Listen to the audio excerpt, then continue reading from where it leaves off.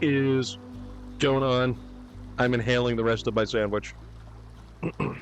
Take your time, Mr. General Disarray. Take your time, good friend. Yeah, we're back. We're here. It's 2023. January of 2023. And in January of 2023, it is currently 40 degrees outside, where it was like 50, 55 degrees just basically the other day.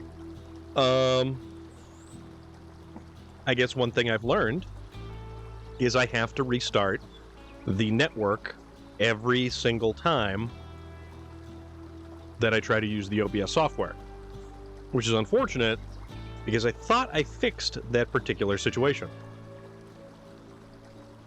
So I don't know what's up with that.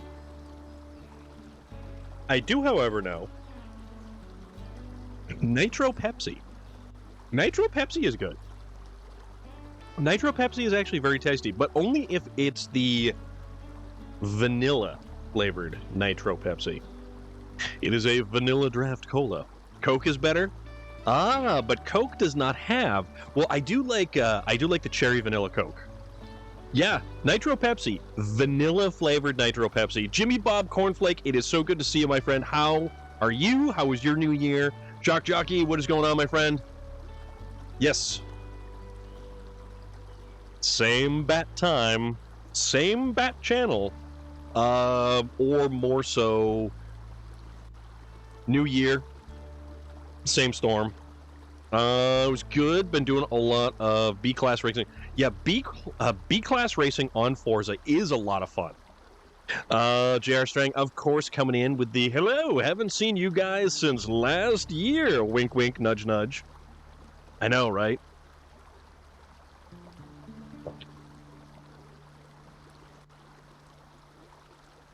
And when last we left, we were all in this. Rumbana, Sean Bergen, what is up, dude? We'll do the good stuff. The water stuff. We're two fisting drinks here, so it's all good.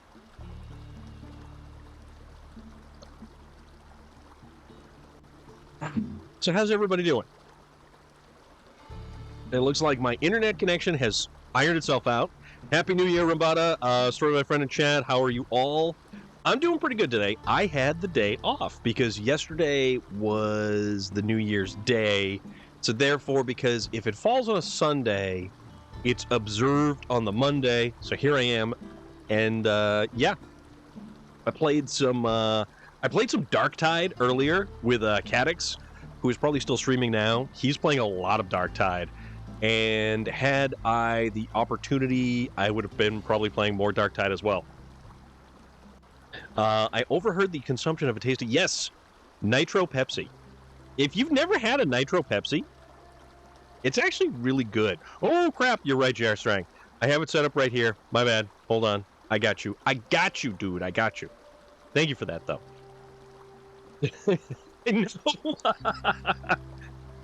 Nitro Pepsi, but only Nitro Pepsi vanilla. And as Jimmy Bob Cornflake was pointing out, Coke, while technically better in certain regards, I do like cherry vanilla Coke. That stuff's pretty good. The 1st of January, the shortest day of the year, you party till 4 or 5 a.m. and sleep until 4. Coke overall, I think it comes down to what it actually is packaged in. So I like cans of Pepsi more than I like cans of Coke. But I like bottles of Coke more than I like bottles of Pepsi. Weird, isn't it? It's the flavor ends up, being altered, I think, somewhat from the container that it is currently in. But once we last left this delightful playground over here,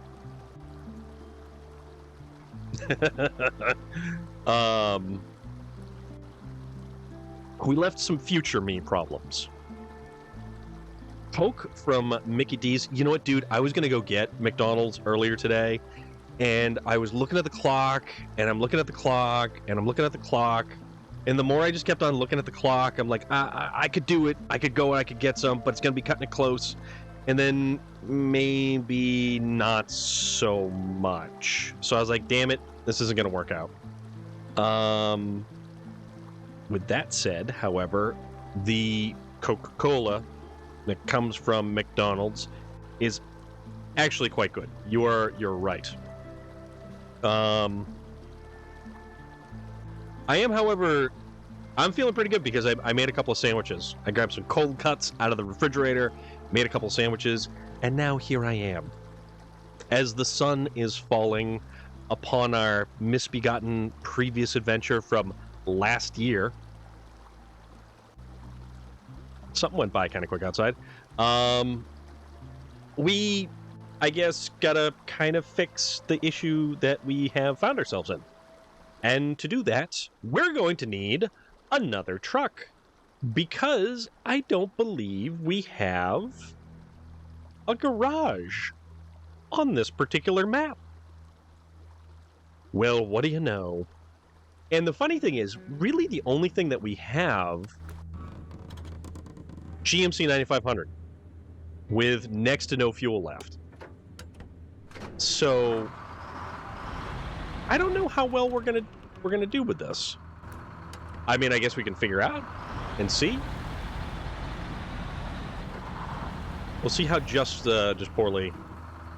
You haven't played in forever, dude. It's such a great game, and the finale to year 2, while the farming mechanics are not exactly the best, I honestly feel that it's some of the cooler terrain to be had, to be perfectly honest.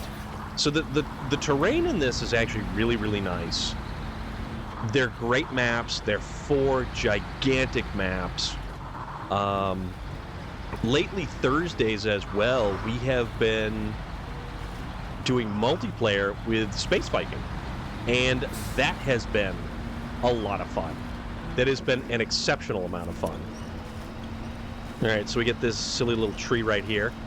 Apparently to which we have become stuck upon.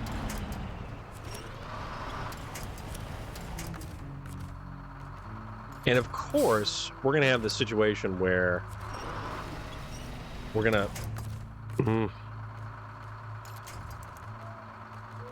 to drastically run low on fuel while doing this. So, but I would highly recommend getting back into SnowRunner. It's just, everything about this is so good lately. It's fun. It's great as a multiplayer. It's great solo. It's just good all around. And there is a ridiculous number of vehicles. Like, what season did you stop playing on? I actually like even the DLC truck packs that you can get outside of the regular DLC cycle. Like the Western Star, I think they call it the Wolf Pack. It's really, really good. Okay, so this is going to get interesting. Because we're running low on fuel.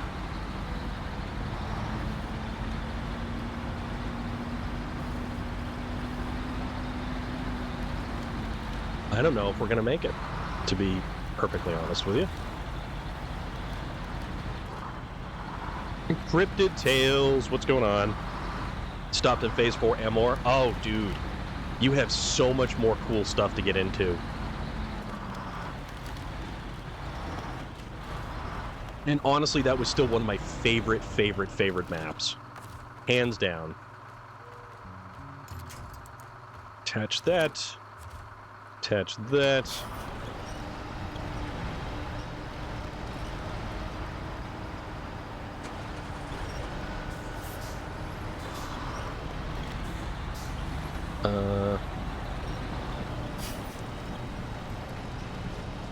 So there's 4, 5... Oh, bother. I wasn't paying attention to what I was doing.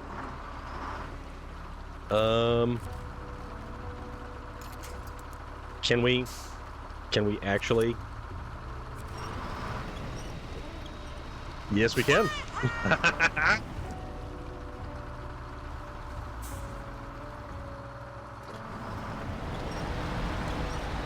Yeah, there is just so much to do. So this is a brand new map. This is DLC. It's called the Grand Harvest. This is the finale to year 2. Basically, if we go to the global map, so it is the Glades Central Asia, and we're supposed to power grid restored, ecological crisis averted, and that says company farm established. So basically, it's all about farming. And if we were to go to this map here, and you see all the giant farm plots, they tried to borrow a lot from Farming Simulator. And they kind of got it, and they kind of missed the mark, unfortunately.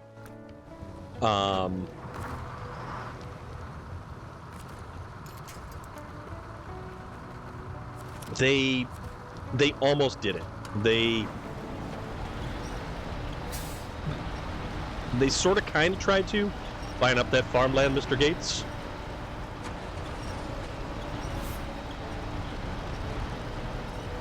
All right, we got to get this thing kind of oriented. Okay. There we go.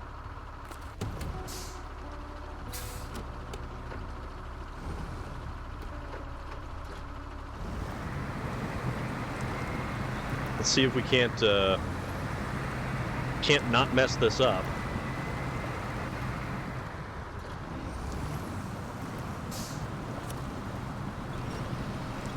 There we go. I'll definitely have to look into getting this region. I haven't played since Maine. Oh, Maine was so much fun, though. Maine was a lot of fun. That was a great, yeah, no problem. No problem whatsoever.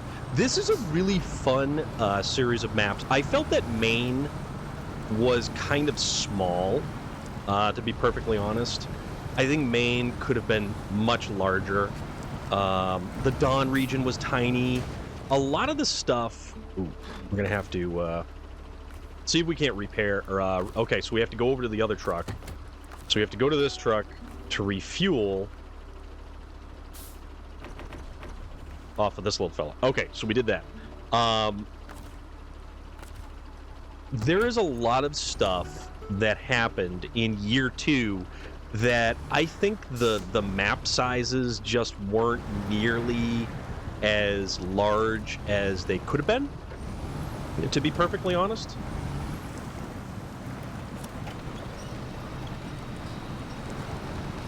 Oh, all right. Take care, CryptoTales. We'll see you later. Thank you for popping on in, and Happy New Year to you, my friend. But yeah, like, I don't feel... If only there was a way to see what you owned on the Epic Store for add-ons. Oh, it doesn't show that? Like, at all? Because all my stuff is through, like, PlayStation. So I was pretty all set with everything through, you know, PlayStation and such. All right. Okay. Ooh, look at that. Look at us. Whoopee. All right. There we go. Now let's continue on our journey, because we still have areas to travel and directions to go in. But yeah, I kind of feel most of year 2 really didn't live up to the map design and quality of year 1. I wouldn't know how to check any of the stuff on the Epic Store. Like, the only time I want to say I've ever used the Epic Store, I think I get, what the hell is that?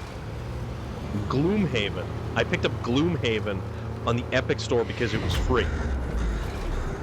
Corzers, thank you very much for the follow. Greatly appreciate that. Hope you are having a fantastic evening. I am doing quite well myself over here.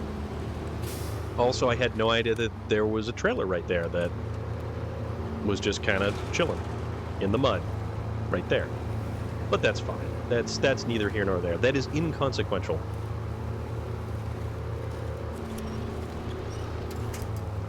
We're just going to kind of churn some mud and roll on through, as one is wont to do. So I'm kind of not sure exactly what I'm supposed to be doing on this particular contract, but I guess we'll figure it out when we get there.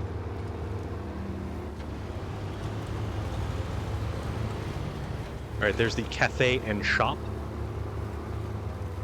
Or cafe, shoppe. All right. So what is this gonna... Oh, crap.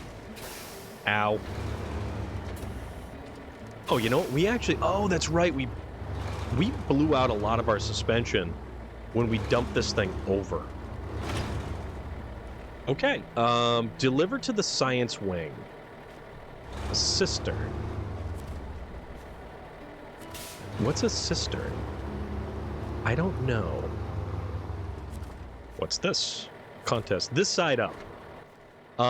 Let's check out and see what we actually have to do. Oh.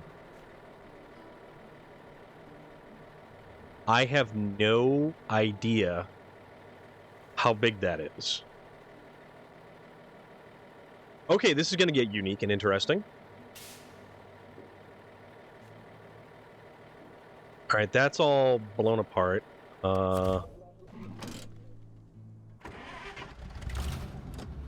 Do we have a...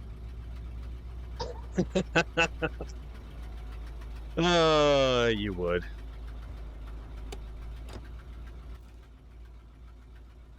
Why don't we go see... We repaired that. Let's go... Black Death! Probably that mega trailer. I don't know. See... It doesn't look like a trailer, though. So that's what I'm curious about. So let's go investigate. Let's go use this truck right here to go investigate. Unfortunately, I only have 24 liters of fuel. I guess I did repair this bridge right here. Ouch. Yeah, so that's only going to repair. That's not going to... Yeah, we don't have any extra fuel. And the thing is, you can't tell if the map is exaggerating this. Exactly. Exactly. See, they started to do better with showing, like, cargo units and stuff that you would need to...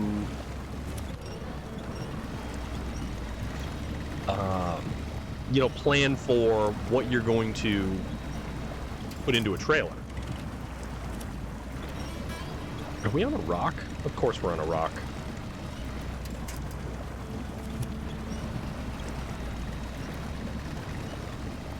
Alright, come on.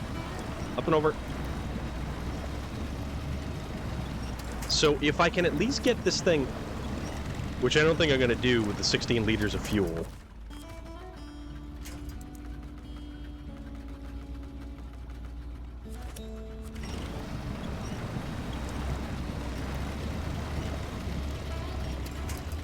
There we go. So if I at least get this thing over there, I can have a better idea of what I'm dealing with.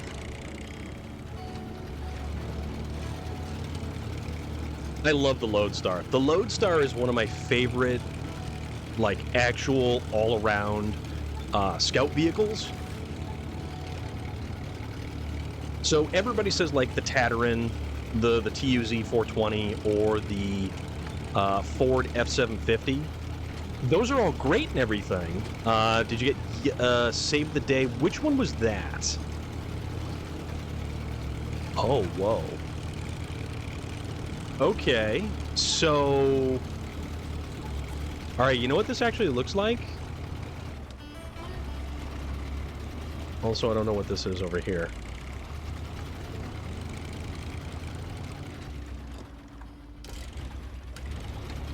Alright, we're on 3 liters of fuel. I think that's going to be like a...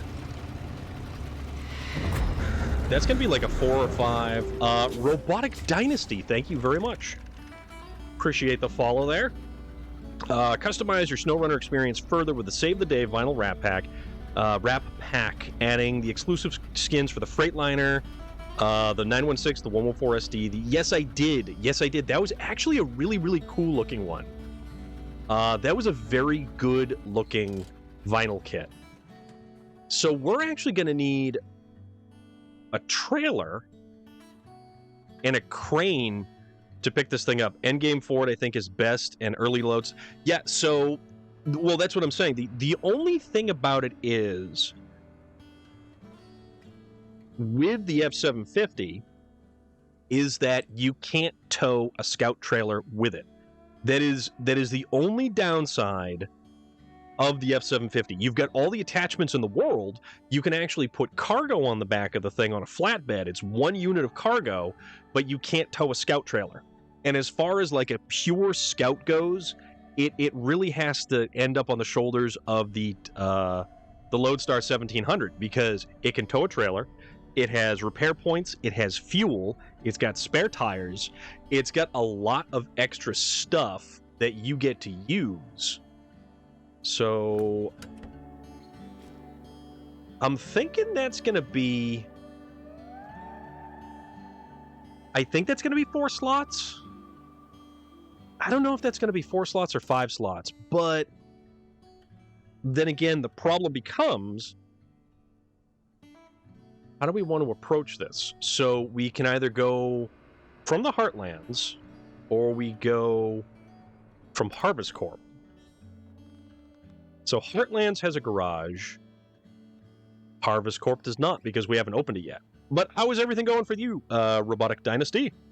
Thank you very much for the follow. I do quite appreciate that. So we're in the Institute. So if we go to here, where is the Institute? So that's Harvest Corp right there. That goes to the Institute. Our garage is... Where's our garage? Our garage is all the way here. So if we carry it down here and then just go all the way across to the Institute over here, doing well, doing last missions on Dawn. I like the Dawn region, but I felt that it was kind of small. I do like the fact that you got the Tatras from in the Dawn region. The Tatras were actually pretty cool. And recovering the stuff from like the various different areas. So I guess if we...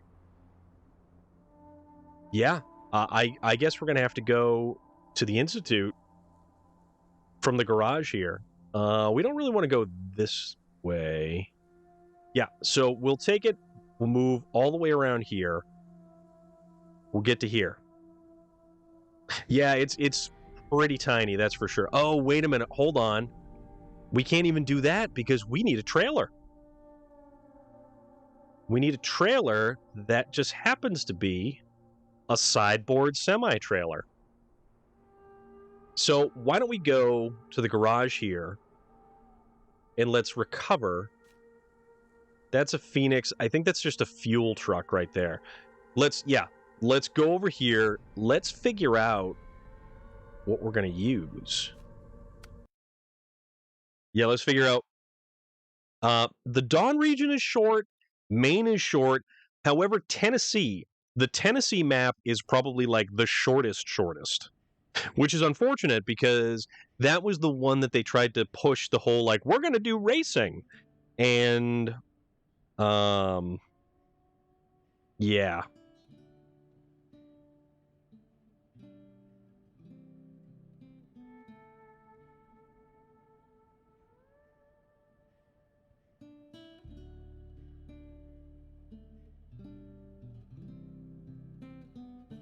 So let's, because we're going to need, you know what, I don't use the board nearly enough, and I kind of feel bad about that, because it's kind of a fun truck. The only thing is, we actually have to use a vehicle that is going to have crane on the back of it.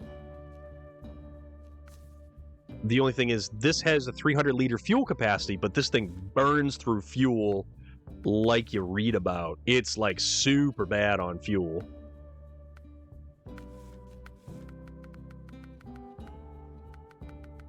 The tires are way too tiny on this thing. Yes, exactly. This particular truck isn't really suited for much of anything.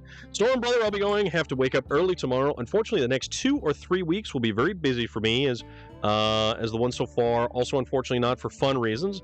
Try to jump on your streams whenever I can. Have a great stream and evening, buddy. Wishing you a successful new 2023. You and every great person in the chat. Rumbada, thank you very much, man, for hanging out and coming by. Real life always takes precedence over anything else, my friend, and I fully understand that. And you know what? You always know how to get a hold of me. I am very easy to get a hold of.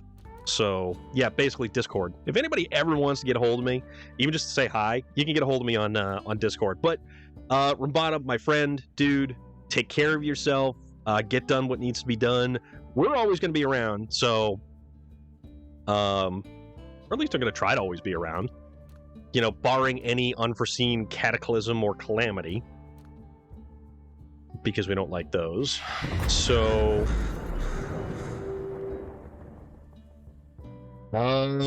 for freaking? Freaking. We'll go with that. That's what I think that says. If the 3 isn't indeed an E. How are you? Thank you very much. Welcome on in. We want to find something that's going to make an ideal... See, I like the Freightliner. 10 is also okay. All right. I can do that. Ken is acceptable. See, here's the Jimmy Bob Cornflake. This is the really cool. Like, it's a firefighter theme. Like, this wrap that they put out is incredible. This is one of the really, really great ones. No worries, my dude. Always around for everybody. Don't you worry about it. Just take care of yourself, all right? Also wishing you an amazing 2023.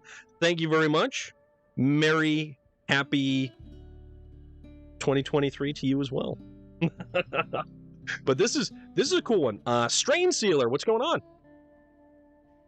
on? I do really like that. But the only thing is, this only holds 200 liters of fuel. And as far as, like, utility goes, we could put on something like this Ford, we're going to need a truck with a crane. Which actually...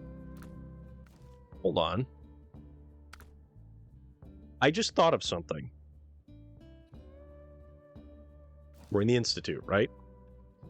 So the cistern is this guy over here, right?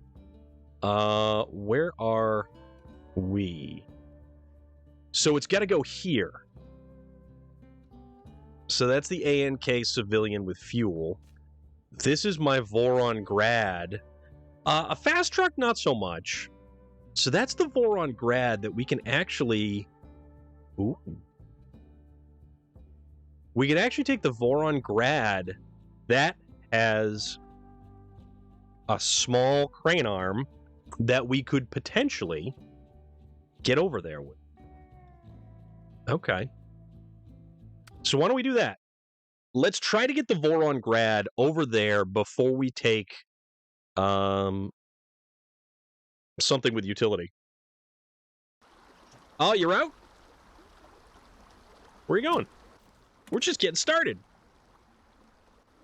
So we will go across here.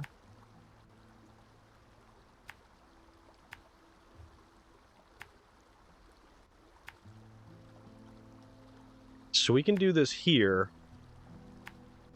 over here, and then right to here. So we can do that. We've got the crane arm on this truck. And hopefully this is going to be enough to... Oh, you gonna eat dinner? Anything good? I just had a couple of sandwiches. That's probably going to be dinner for me. But enjoy your meal. Thank you for popping on in.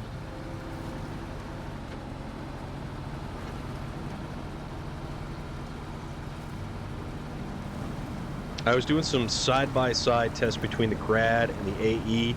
You decide on keeping the... I like the AE because it has all-wheel drive and differential lock always on. However, the Grad is a little bit more refined. Strain Sealer, thank you very much for the follow. We are here Monday, Tuesday, Thursday, Friday. Always gaming something. Always having fun. And we do play a lot of SnowRunner. Lately, it's a lot more SnowRunner than it has been recently. All right, get it up over the fuel tank. Come on now. Nope, nope, nope, nope, nope, nope, nope, no! Darn it. So there goes that plan. There goes that plan. Unless we also have this little fella right here, to which we will attempt to fix our boo-boo. And it's funny, too, because the ANK is more likely to end up rolling over than the Voron Grad. I like the Voron Grad. The AE is still nice. The three different Vorons, they're pretty much the same. Like, the two older style Vorons are definitely... they've got a bit of an older feel to them. The Grad is definitely a nicer, newer style truck, but I mean, I enjoy it. I certainly enjoy using it. And now, the biggest thing would be to not roll over going through here. For hauls and crane duties, I use the Dan. That truck, dude, the Dan is great. I really do like the Dan. It's got that really flexible frame to it. So you've got a lot of weird stuff going. So who is everyone's Morndo's second of Morningstar? Tractor Man, what's up, dude? How are you going? How are you now? All right, let's go around this way. See if this is getting over the rock this way. If only it had a crane, it would be... So the Dan, you could put the crane body on the Dan. I like putting the crane body on the Dan.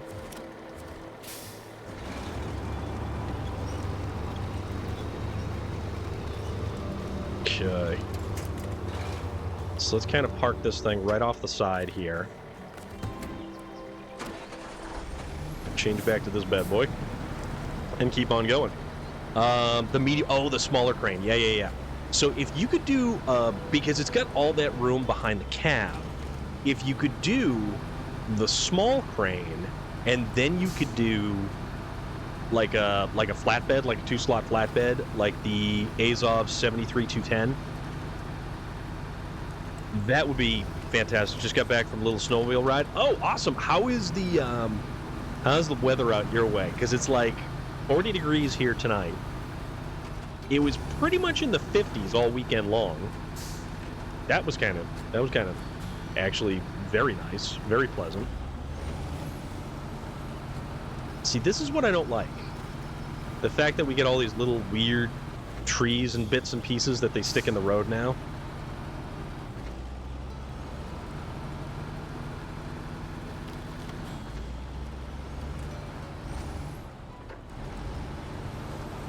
All right.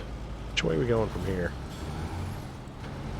This way. All right. Awesome. Awesome. Here we go. I think that might be the garage that we're going to be setting up. Who will blame me? You are back. How are you doing? What's good? Used to go yearly and ride on Frozen Lake Superior. That's pretty awesome. How was that? What was that like for you? Because I can't even begin to imagine. It's snowing here. Got to use my new helmet now. I need a pair of matching orange and black goggles. Dude, the colors on that helmet are actually really cool. I am very happy for you, my friend. And it fits good and everything.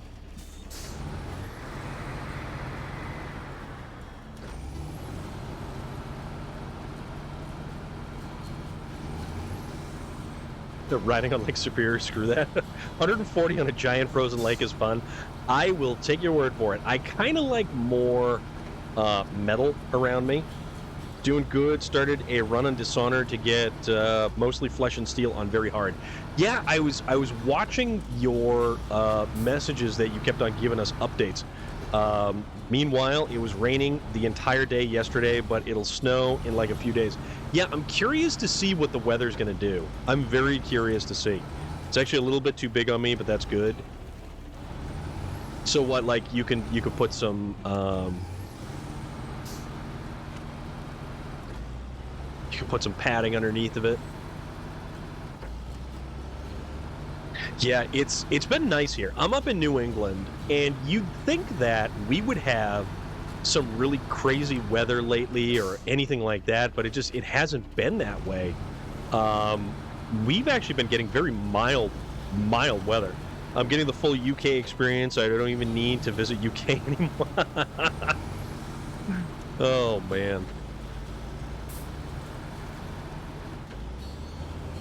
Yeah, like, New York, Western New York got just murdered with snow. Absolutely murdered with snow. Ooh, what's this?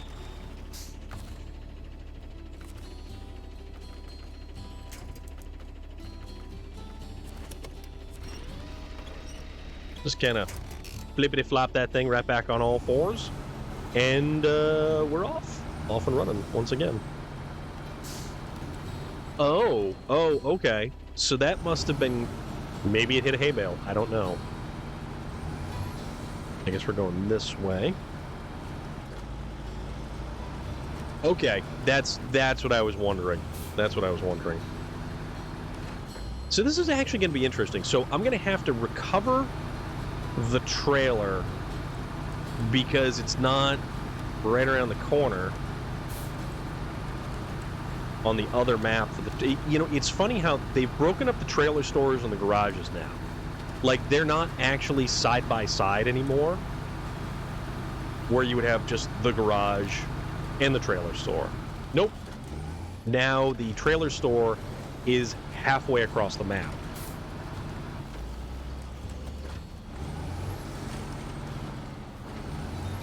I don't even know if I've ever...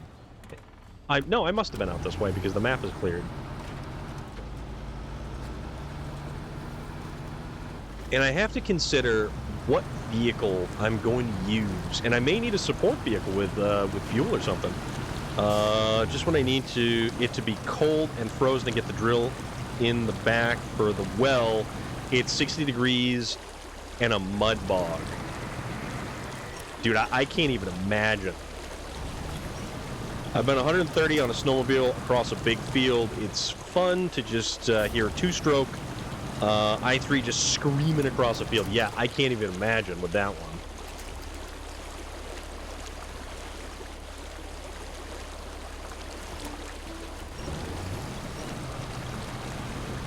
Let's try to get up and over and around these silly... Actually, what if we do this? Where's the... There it is. Okay.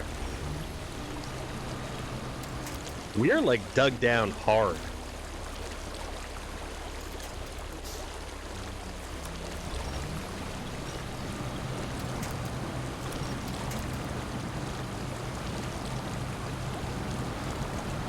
There we go.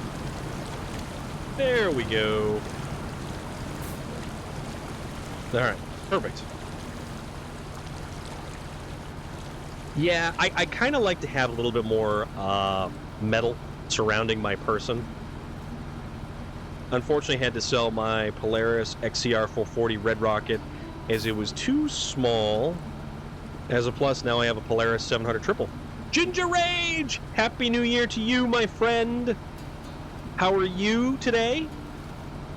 Merry first stream of 2023. Did you party like it was 1999 and the Prince song was playing?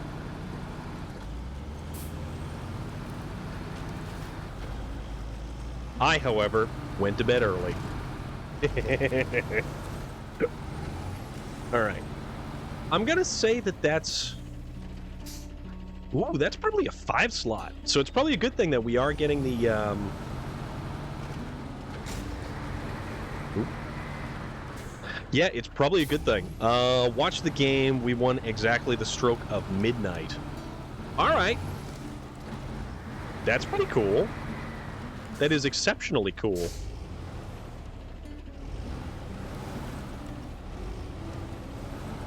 So I think I have an idea on how I'm going to have to load this thing. Yeah, this is going to be interesting. This is definitely going to be interesting. So now we have to decide what particular...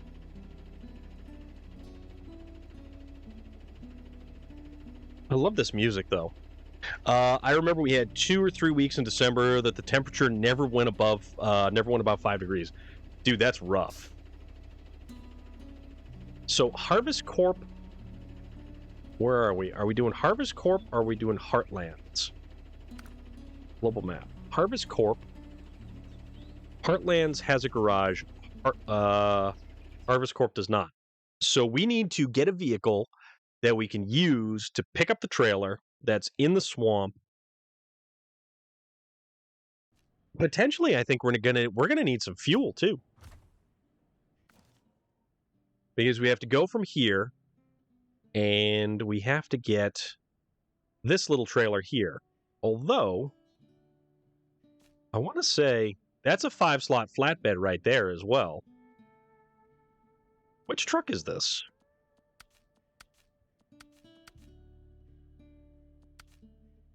Oh, it's the Western... No.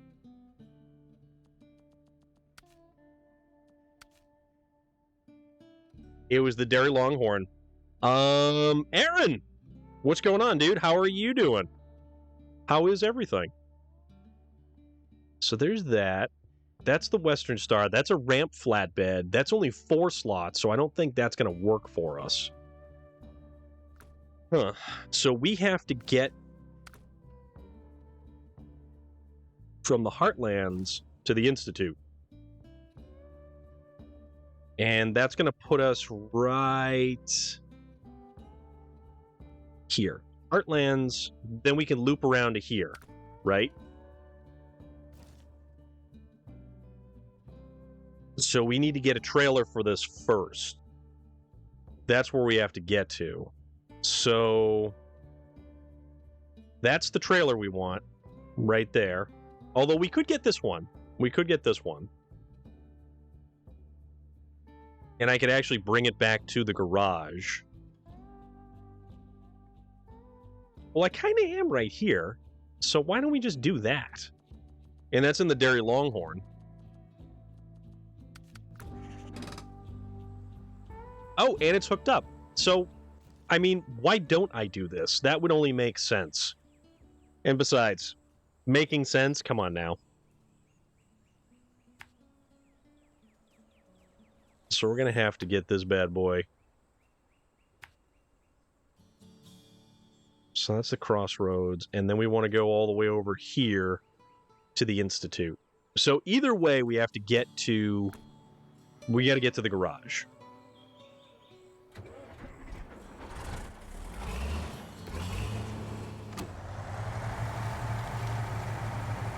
Still one of my favorite trucks. The wife is bugging me about what to get my mother-in-law for her birthday now. I'm not getting her anything till she uses what we got her last year. You could buy her bulk quantities of toilet paper, and not the good kind. Just saying.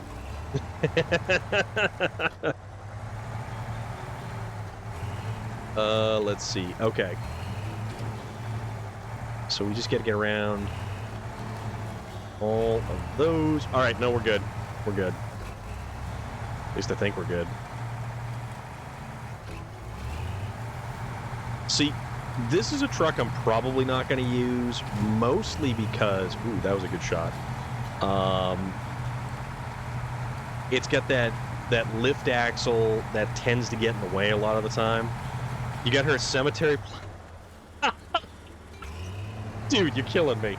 You got her a cemetery plot? Oh, man. What am I going to do with you, dude? That's funny. That's actually legitimately funny. So here's the thing, though. Do I want to use the... I think the flatbed is going to be easier for loading and unloading cargo, but if I get into... Well, no, I don't really have any particular treacherous terrain to get around. So I'm not going to have to worry about that. Cemetery plot. Jeez, dude.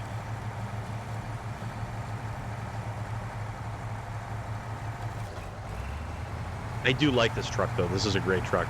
Mostly I like the style of the front end of this thing, and I like the color scheme that it's got. Like the red and black camo. It's awesome.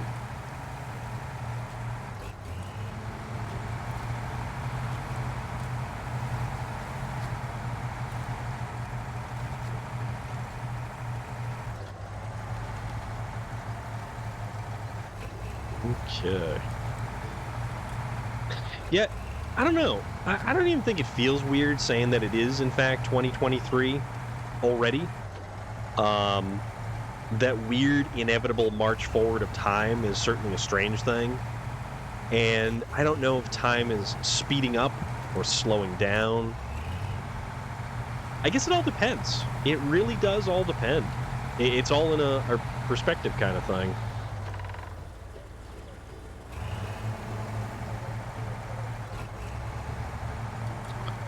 Okay. So this is our garage. So let's detach the trailer from here. Let's go bring this thing back. We've got another... That's the long log back section. So we don't actually have to chase another one down if we need to. We need to figure out what truck we're actually going to use to transport this over here, follow along, all the way up to the Institute. And then we have to get it to where we got to get it to. So, because we don't have a garage there, we need something that's fairly decent for long. Like, these two trucks, as fun as they are, like, the Boar isn't nearly as useful as this M916. We could put something on the F750, but it's probably going to tow it. It'll tow it really slowly. Azov 6, you say. But the thing about it is, too, like this Western Star right here, has fuel and repair points. Tega is just, I don't know. Like, it's nice to use them. I can pick on the mother-in-law because she's only 2 years older than me. Uh-huh. I've actually used this truck to tow large trailers and such, and it's been hilarious. Oh yeah, this is the one for the Kodiak. Check this thing out. So this is that new skin for the Kodiak.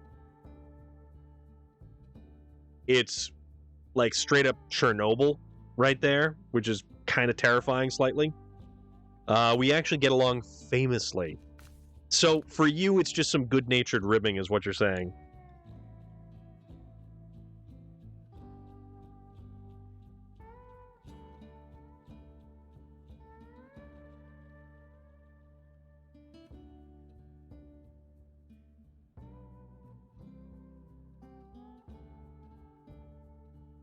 All right. I do like that 916, but it's not going to have enough. It's not going to have enough fuel. That's nice too, but this thing, once you start loading it with anything, it really bogs it right on down. But you're saying the Azov 6, which is a nice vehicle, the 64-131.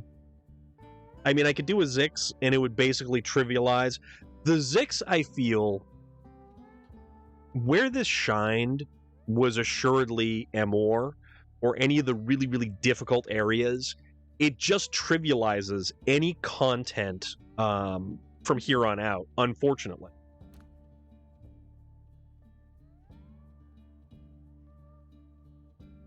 Pacific P12 doesn't have enough power. That doesn't have a trailer hitch. And these are cool. The Paystar 5600 is cool, but it guzzles way too much fuel. And it's the size of a house. That tag is pretty nice. Those are cool.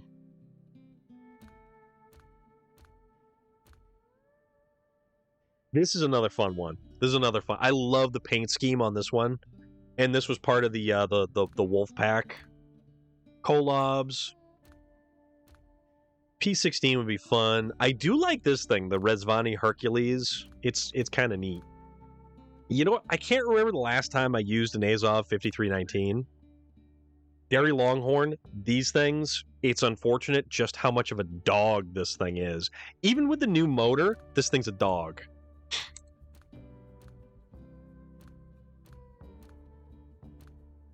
Caterpillar. There's the Dan with the crane. How many Tatra Phoenixes do I have with fuel tanks? Oh, man. When's the last time I actually used this thing? This is fun. The Tatra 805. Bandit, Step, Caterpillar 680. 73210. There's the Voron AE we were talking about. Jeez, I could do the Caterpillar 77G. We haven't used a Royal in a while. 73210. No, there is that Freightliner with the other. And there's a Sprinter. Where the hell's my other Azov? The other Azov is like MIA, apparently.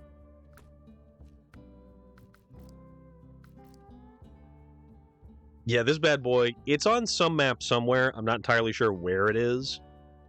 But yeah, I guess if you want to see this thing.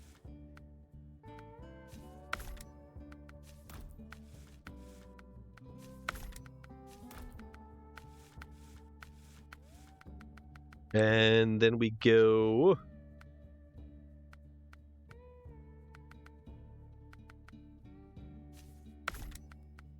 We'll go those bad boys. Clint Plays, hello, how are you doing? What's going on? We're just here playing some SnowRunner. Very first stream of 2023. Got the spare wheel. Snorkel. Get the snorkel. And then we want the low saddle.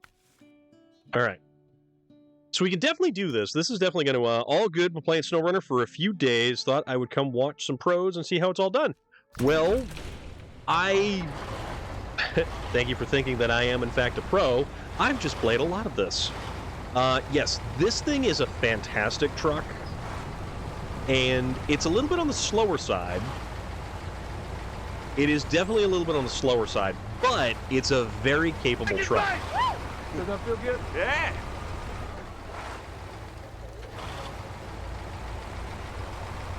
Yes, exactly. And it's just, it's really, really solid. It's a very, very solid vehicle. Oh, wait, did I not get rid of the, hold on. I think, oh, you know what I did too? You know what I forgot to do? I forgot to get rid of those, and I forgot to add all the good stuff. Clint Plays, thank you so much for the follow, my friend. I do greatly appreciate that. We need...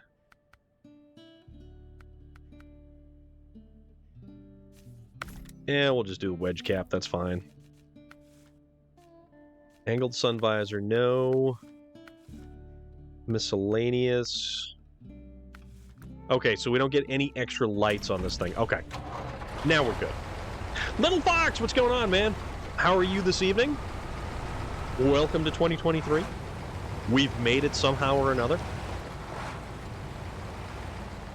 See, here's the cool thing. If you've got a truck and you can remove the fenders on the truck, you absolutely want to do that, because they will create issues and get in the way of ground clearance. Dead Sniper, what is going on, my friend? How are you? I hope everybody's doing good. All right. So, we got to go. Let's see.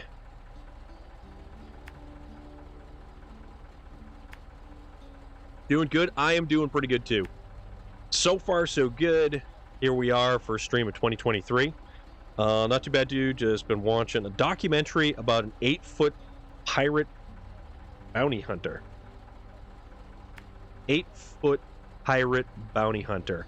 You're going to have to clarify that one. Like an 8-foot tall pirate bounty hunter? Or like what do we got? You know, I could have used the Dairy Longhorn 45, 8 feet tall pirate bounty hunter. Okay. I gotcha.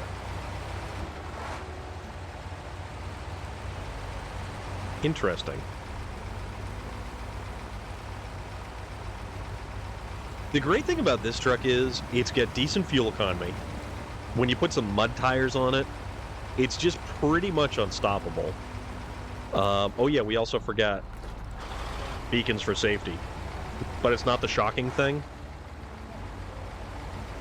What would the shocking thing be? So we're going to obtain a cistern, which is effectively, and I really think it's a section of pipe that is all crated up is what it looks like.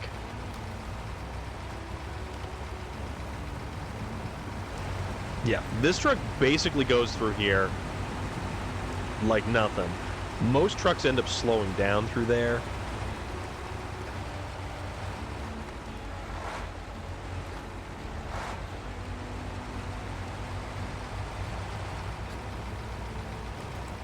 You get the Zix 605 unlocked today. What am I do? So just getting to the Zix. Just getting to the Zix is a feat in and of itself. And if you manage to get the Zix 605, that is one of the most difficult accomplishments in the game. I honestly feel that entire map of Amor is one of the most difficult regions in all of the 2 years of content that this game has put out. He used a 19-pound sword. How long was this sword? What style of sword was this that it was 19 pounds? Because that's bonkers, dude. Does this dude have like a fanciful name, like Sir So-and-so the Gigantic, or... Oh, yeah. Oh, yes, please do. That would be very cool. I will definitely check that out. Yeah, you need a very good truck and a very good series of trucks. You also need... Chain tires is almost a must in some of those instances because of just how difficult it is to get around.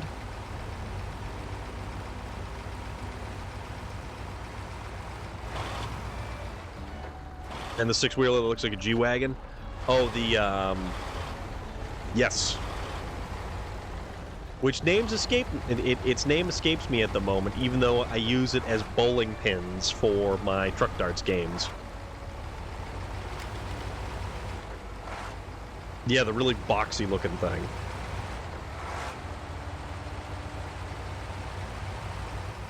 Yeah, that whole map of Amor is one of the most unforgiving places in this entire game. And if you can actually do the stuff you need to do there, you're well on your way to pretty much being able to do anything that this game throws at you. It's true. See, this is the only thing about this truck, is it's incredibly slow. But look at that. We've used, like, no fuel. Like, at all. Also, I have the window open, and there's, like, a nice little breeze coming in from outside.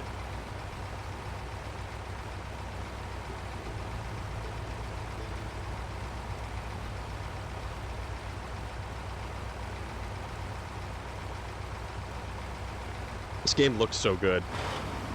If anything, the hardest part was the cracking ice. Yes. Exactly. Opening that first map to be able to get to some of the other maps, opening the bridges, opening the first warehouse. I mean, there are some really, really, really difficult tasks that they put out there before you. And the Cosmodrome and the first map in Amor aren't really super, super difficult. The others, however.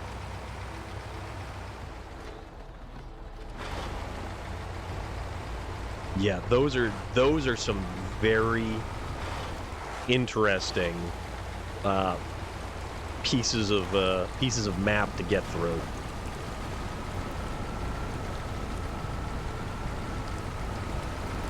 Yep, this thing's just gonna churn its way up and over. Good to go. I like it though. It was completing that map and completing the goals on that map was probably some of my like crowning achievements in playing SnowRunner. The sense of accomplishment that I felt when actually finally getting it all done was nothing short of incredible.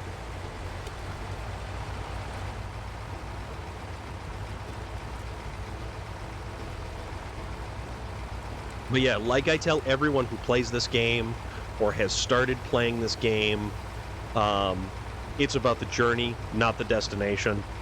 And much in the same way of the tortoise and the hare, slow and steady will most assuredly win the race. But also, the funny thing is, they did include racing for Season 7, Tennessee, Haul and Hustle. I think, it was Haul and Hustle, I think it was called. But it doesn't fit the theme of this game. It really doesn't. But the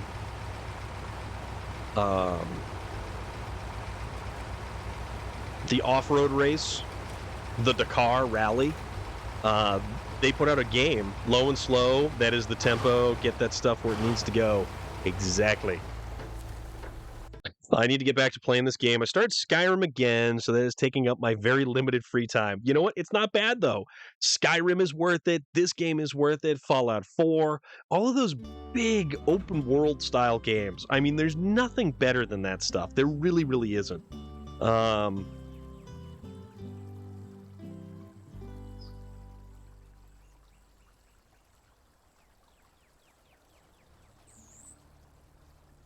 Fallout, it definitely... Maybe not Fallout 4, but yeah. Well, in terms of like big open expanses and stuff like that, I'll play Fallout 4, and it's been a long time since I've actually played any Fallout 4. Game Bros 2435, thank you so much for the follow. I mean, Fallout it's another gigantic open world game, and I really, really enjoy big open world games. I do. So we have to get through over here. Yeah, so we'll go this way, and then we can just kind of swing up this way, and we'll get the cistern that we have to transport. Yeah, Skyrim, 100%. I'm not a fan of post-apocalyptic games, movies, TV shows. Really? Okay. I like Fury Road. Did you download the... No modded trucks whatsoever. EMT dude. Nope, there are no modded games. There are no modded... I've never played this version. I've never played SnowRunner modded at all. It is a very good game. Game Bros. This is an awesome game. I love playing this game. I will play this game nonstop, constantly. Like, I've never actually played a modded version of this game. I've never downloaded map packs or different modded truck packs or anything like that. I always tend to find that you can create a challenge for yourself if you do something like choose a truck that is completely not suited for the mission or task at hand. You got it for Christmas. How much of it have you played so far? Still in the starting maps of like Michigan and stuff like that, or I highly recommend this game to anyone who likes vehicle games, off-road trucking games in general, or anything that's like a big open world style game. And you get to approach this game and play it however you want. Just curious, I saw the list, but I haven't tried it yet. Yeah, this game, and if you want to, you can actually download map packs, different trucks, all kinds of stuff. Your second world? Okay. Yeah, for me, this is awesome. So much fun. It does. Travman, it definitely does. This game, when you play it co-op, and we've been playing a lot of co-op with Space Viking on Thursdays, and usually I have kind of a different schedule when I'm playing this game. Usually it'll be like Skyrim tonight, it'll be Fallout tomorrow night, then my typical SnowRunner night will be Thursday and Friday. If you guys like Forza, I will go check that out, Little Fox. I will definitely check that out. So if you guys like Forza, we do Forza with viewers on Friday nights, every Friday night, 6 p.m. to 9 p.m. Eastern Standard Time. We do all kinds of races, all kinds of different cars and trucks, pavement, on-road, off-road, anything and everything. This is kind of how the schedule goes. Skyrim, Fallout, SnowRunner, Forza. But we change it up from time to time. And mostly I've been playing a lot more SnowRunner just because there is so much SnowRunner to still play. Like, there is a ton of stuff to do with the Season 8. Game is really good with all the DLCs. I stay away from mods. Once you get used on exploits, yeah, basically, yeah. Just started a new saved game on hardcore mode. Yeah, if you like hardcore mode on this game, one of the individuals you will definitely have to check out is District B13. He does a ton of hard mode gameplay, and he will do a hard mode game, but then put specific rules in that hard mode game, so it makes it even more difficult.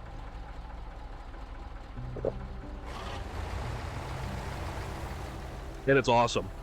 He's a very, very, very good SnowRunner player and streamer, and a very good dude as well. He's on vacation at the moment. I think he's going to be back end of the week, I want to say. I got a tank mode? Oh, really? That's going to be nuts to watch. The only thing kind of even coming close to a tank in the vanilla game would be the Tuz, the Tatarin TUZ 420.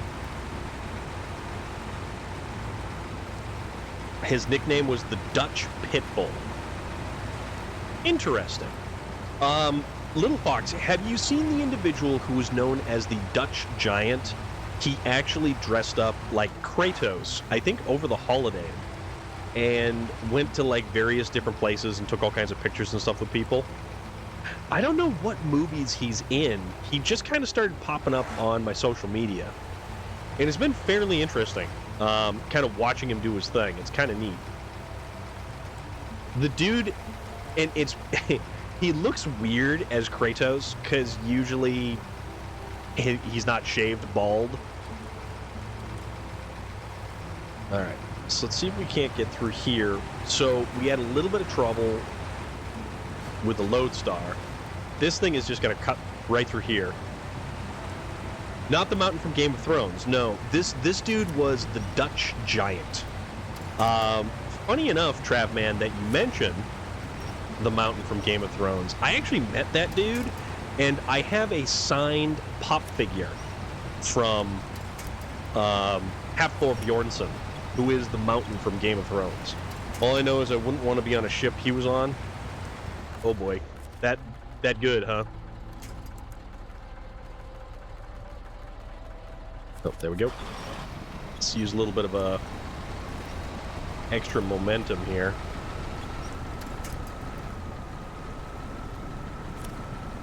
Yeah, see, because the truck would normally go through here without really too much of an issue.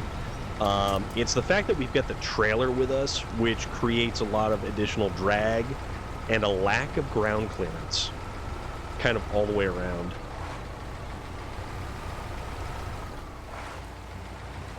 Yeah, the Mountain from Game of Thrones, super nice dude. Super, super nice dude. But like, I'm not a small person. I'm 6'2", and I've got a picture beside him, and the dude literally towers over me. Any crew that were seen to be cowards, he would execute them. Of course. Of course he had to. Oh my goodness.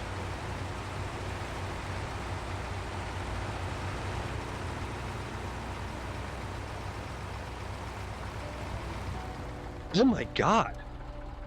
Dude, that sword is gigantic. Yes, Hafthor Bjornsson is also world's strongest man. That sword is massive. That thing is... and that is a picture that is currently in the Discord right now that that Little Fox had actually linked for us. That is surreal. But yeah, Hafthor Bjornsson, world's strongest man. He has actually completed certain like feats of strength that were said to be like legendary feats of strength.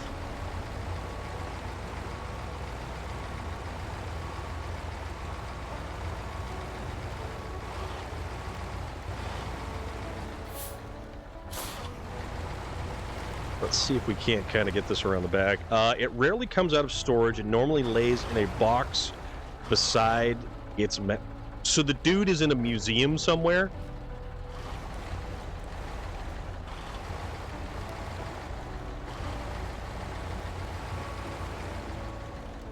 Oh, we don't want to push it.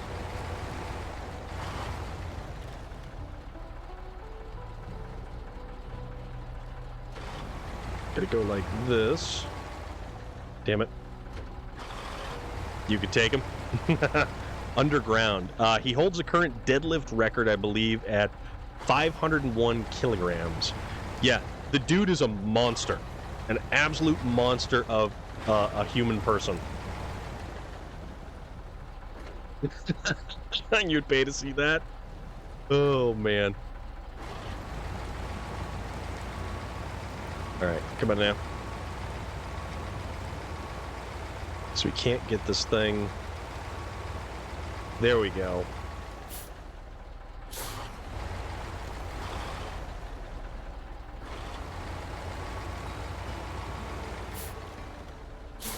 So what we're trying to do is basically get this particular trailer lined up to receive this cargo.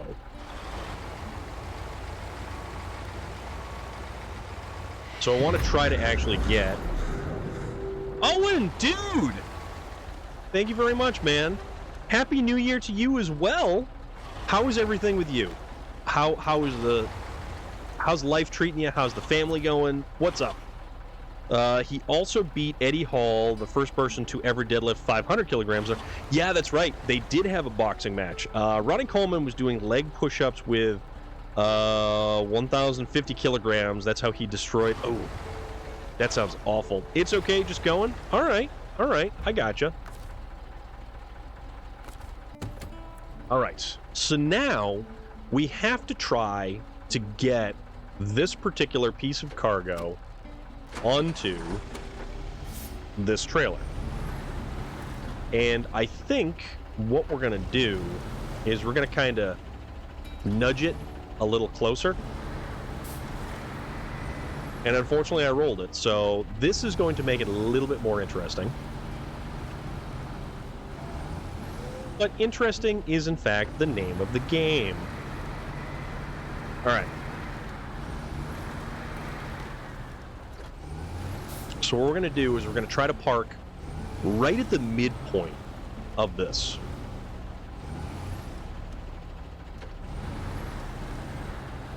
And I don't know how this is going to work. Why don't we see? Why don't we see?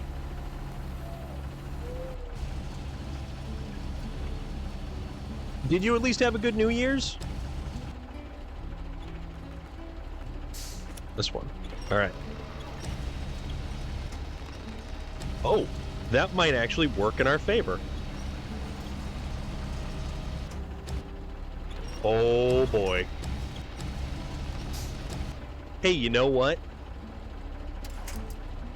This almost sort of works. Holy crap.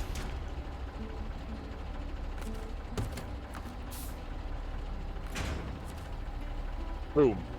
This is awesome. That is awesome. So we effectively just put this entire 5-slot unit cargo on this truck. Somehow. And now we've got to get it over to... Where's it going to go? Oh, it's going to go all the way over there. Okay. If you say so. Let's see.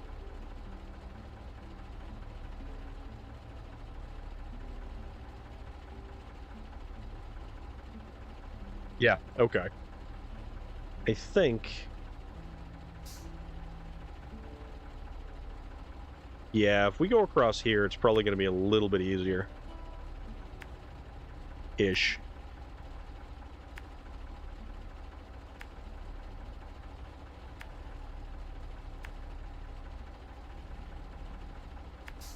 Okay, so we go around there, and then... You know what? Tell you what. We'll just kind of keep following.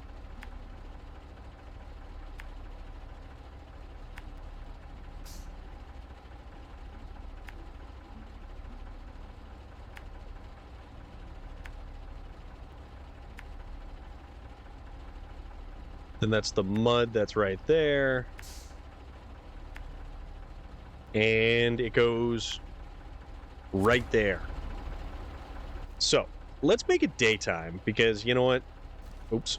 It's kind of depressing when it's just like dark outside. So let's make it daytime. And now heading out. Here's the only thing though, because we didn't use a sideboard trailer, and those are typically the ones that I like to use. If we end up with any kind of really extreme angles, it may create an issue. The truck would be fine. It's the cargo in the trailer that actually gets a little hung up or has some issues with that. But I mean, look at this. Look at that. Isn't that a thing of beauty right there? I think it's a thing of beauty. Yeah, when I get the opportunity, I'm gonna have to put the pictures. I think they're up on there, but I'll put the pictures up from when I met the mountain Hafthor Bjornsson. And he had showed up to the New Hampshire Highland Games like several times and actually would go out there and break records. He would legitimately just go out there and chuck weights around like the weight over bar.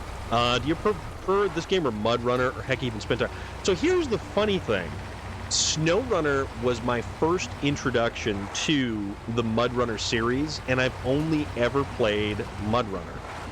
And I think at this point, if I had tried to go back to either Mud Runner or Spin Tires after playing so much SnowRunner, there are certain functions and features that are not in those games that are only in SnowRunner. So I don't know. I really kind of like this. You just found Meridia's Beacon. Meridia's Beacon is pretty cool. I think you got to put your hands all over that bad boy. As odd as that sounds. Oh, man.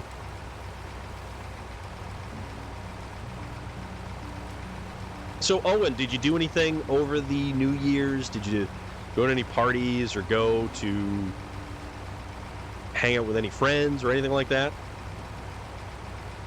Does the base game has enough content, or do you need to buy? So here's the thing. The base game has a ton of content. An absolute ton of content. The base game for this, you've got Michigan, Alaska, and Tamir, which are all 4 fairly decently sized large maps, and that is a ton of content. The Year 1 pass, then the Year 2 pass give you 4 chunks of DLC.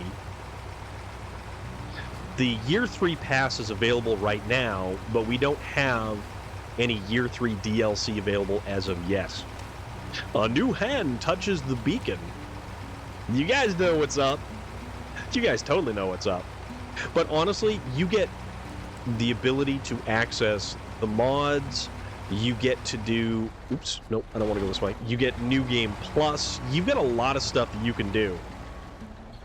Mortal, hear me and obey! You know, I don't know who's more shady. See, the thing about it is, the Daedra versus the gods of the realm, it's kind of funny. Dawnbreaker is probably my favorite quest reward. It's a great quest reward.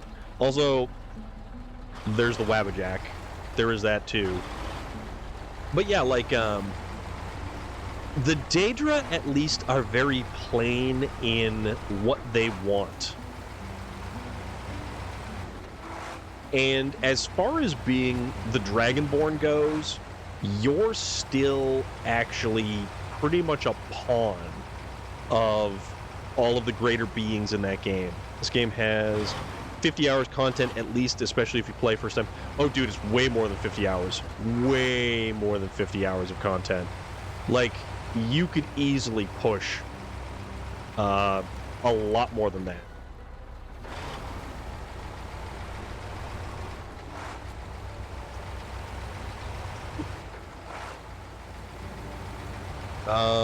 But some of the vehicles are locked behind DLC. Yeah, there is that trope. Yeah.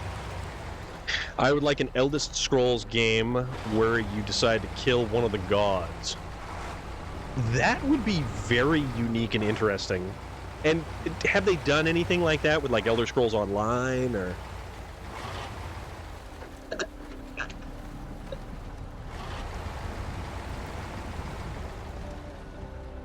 Ooh.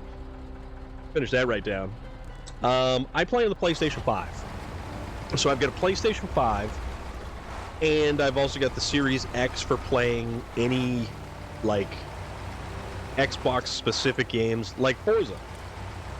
So where we play Forza on Fridays, that's specifically on the Series X console. Loader! Why did that not work? Hold on. Are the tractors in this game any good? I've seen them, but I don't have that DLC. So they're not the greatest.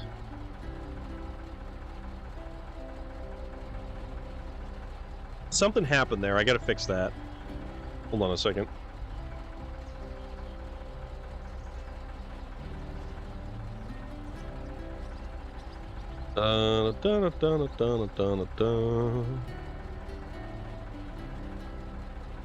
I don't know why. You playing the Switch?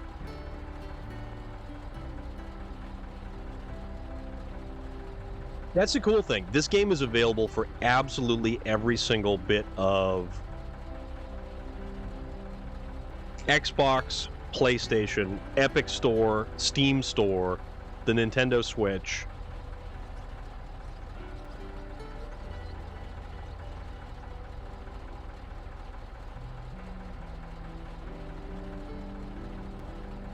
All right, that's not working. Hold on a second. Hold on.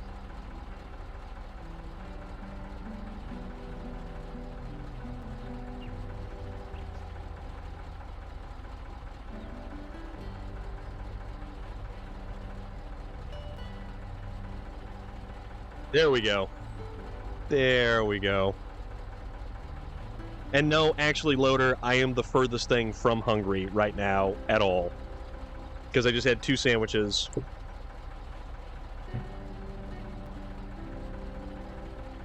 before jumping on stream.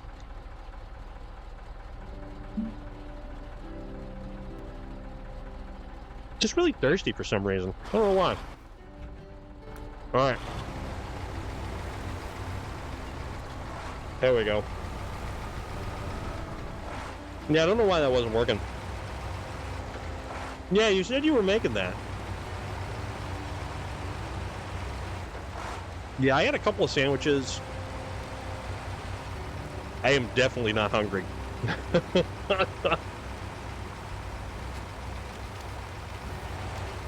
I did? Oh, good. Good, good, good.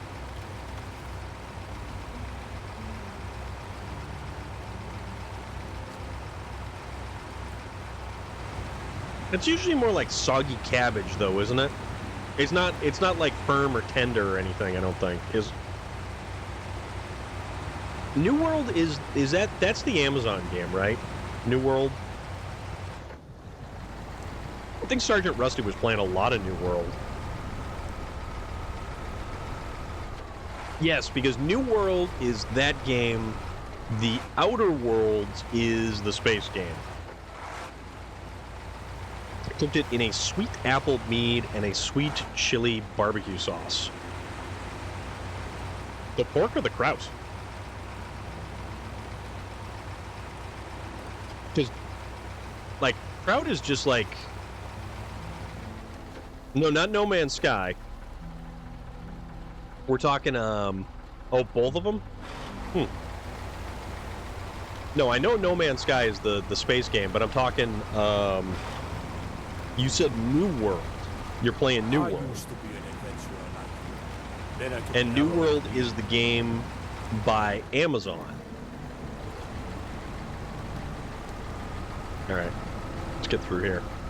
New World is a game by Amazon. That's the MMO. And uh-oh. Yeah, okay. That's the one.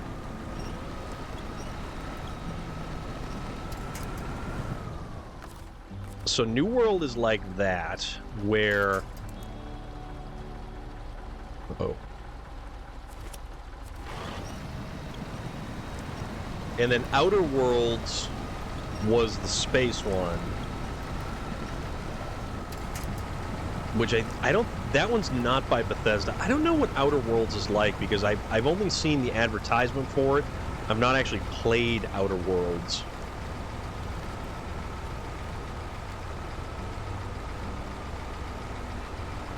Outer Worlds is Obsidian. Okay. Okay. And what's the new one that Bethesda is coming out with? Because then we've got... Yeah, see? Yep, exactly. I never played it. Starfield. Yes. Okay. Thank you. There's so many different variations on the same thing. Okay. Starfield. Gotcha, gotcha, gotcha, gotcha. All right, we're almost here with the first cistern. And that only took us an obscenely long time. All right.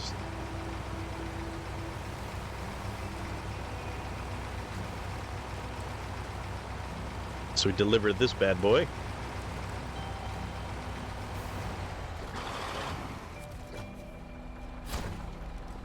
Perfect. Okay. So delivered to the Kolazanya railway station in the Heartlands. So there's another cistern. Oh, we pick this one up. And then we go to... So that's the Harvest Corp. Where is the Heartlands? That's the Crossroads. That gets us the Heartlands. Okay. Okay. Nope, this is going to be cool. Outer Worlds is pretty good, though. Okay. I like, I do like No Man's Sky. I like No Man's Sky for the crafting, or the, not the crafting, but the building aspect of it. I like games where you can build, where it is very open world. Oh, we need another... Oh, damn. So we're gonna need another crane to be able to actually get this up and on. So let's see about but I like I played a bunch of Valheim, and Valheim was cool and all, but the ability to, like, everything was locked behind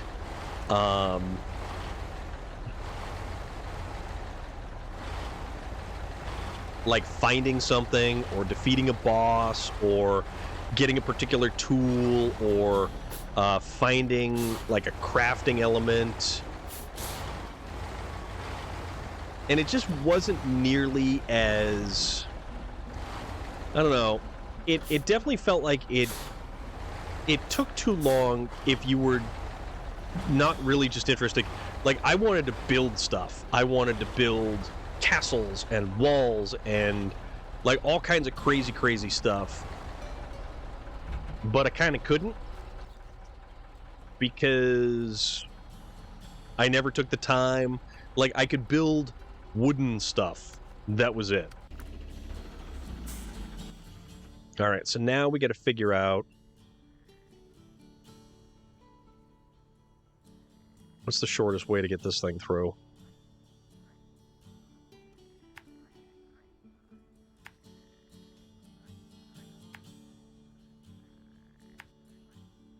So we got to get this thing all the way through here as well.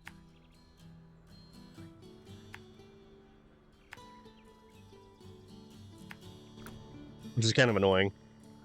But, yeah, Valheim, it was fun, but when it became, like, nighttime, and then the Grey Dwarves were out all the time, they're breaking your stuff, or they're stealing your stuff, and just relatively making a nuisance out of things. It certainly made the game more difficult when all you wanted to do was build a giant wooden mansion. And boy, oh boy, did I build one colossal wooden mansion. And that's all I could make it out of was wood. I think the most I got up to was fine wood. And other than that, I didn't really make it too much further than fine wood. And there isn't enough of it where you're typically located, so picking a location is also a big thing. And if you're in the dark forest where the fine wood is, you're more likely to... Oh, I guess I'm going straight then. If you're in the dark forest, it certainly becomes a pain in the butt. Warframe have terrible progression to everything is grind. It's kind of pay to win. Yeah, but I guess they've done quite a bit to expand upon that game, and there is a ton of stuff that you can do. The individual I mentioned earlier, Space Viking 42 on Twitch, plays a ton of Warframe, and he's pretty far along, and I don't think he's really invested that much in the pay-to-win aspect of it, because your time is still an investment in that game, and you don't actually have to, like, pay a lot of money to actually have a large amount of progression.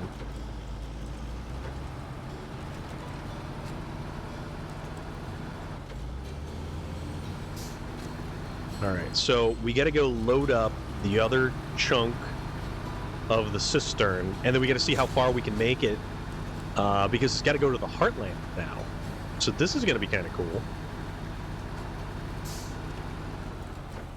Warframe isn't really pay to win. You can grind to specific stuff you need. You generally don't have to spend any money on the game whatsoever. There's always an easier grind game, in my opinion.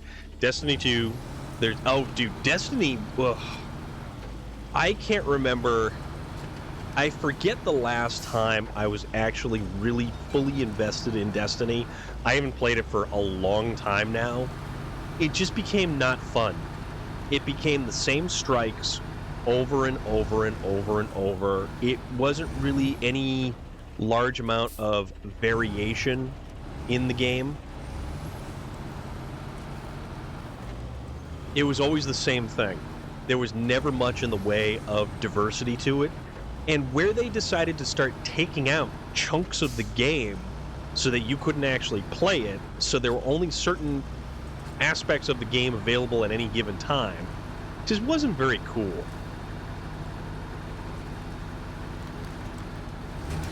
And the funny thing about Destiny, I'm very particular about my first-person shooters. The first-person shooter has to have a good feel to it, and if it doesn't feel right, I don't enjoy it. The bar will always be set at most of the Call of Duty games. And that's the unfortunate thing, because Call of Duty shouldn't be the game with the best gunplay or first-person shooter aspects to it. But unfortunately it is. Remember, you can pick your nose, you can pick your friends, and you shouldn't pick your friend's nose. You shouldn't, infamous Blue Phoenix, but sometimes it does in fact happen. You're still having fun with Cold War? Yeah, exactly, because it is the same. It is the tried and true formula that they keep going with that still works to this day. Wolfenstein is a very good... Which Wolfenstein, though? And to that matter, which Doom? Which version of Doom? We talking original 1992? 91? 89? I forget. I forget whenever Doom came out or whenever Wolfenstein actually first came out. You know what? This is convenient. We're going to stop here, and we are going to refill this truck. But unfortunately, we have to refill it from this truck. And then we just bounce right on back on over. I can't play COD, but I can play Fortnite. Okay. I've never actually played Fortnite. Yeah, never played a Fortnite game before. Alright, let's see about going over this way.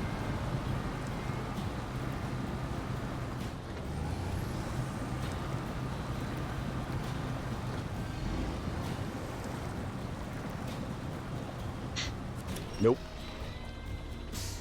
I would bought Modern Warfare 3 this Christmas, but I just wanted the campaign and it wasn't set. No. The campaign was actually very good. Modern Warfare 2 had a very, very good campaign to it. I was surprised, and I have never actually played a Modern Warfare campaign before, up until this one. Options! What is going on? How are you doing this evening? We are here playing more SnowRunner. It's going pretty good. Fortunately enough, I haven't, well, no, I can't say that. I've certainly been getting stuck. I've found myself in more than pickle more than a couple times. But you know what? That's okay, though. We be rigging everything. Oh, we're certainly doing something. And we're attempting to... For whatever reason, we can't exactly find our way over... wherever it is we're trying to find our way over. We are apparently, very obviously, stuck on something under the water here. And what's going on with you? How is everything?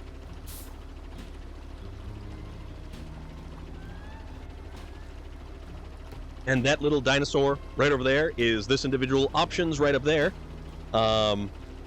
We were just discussing various different first-person shooters, what constitutes a good first-person shooter, and like, I don't know, it's, for me, Destiny, not a good first-person shooter. I don't like how, it's certainly a super-powered first-person shooter. An update on what I'm doing, I am stuck in a lab, and I need to find documents to get out, you know, normal gaming stuff. Normal gaming stuff, indeed. We'll get Fortnite and buy the Battle Pass. It has Doom Man and The Witcher. There is always Doom.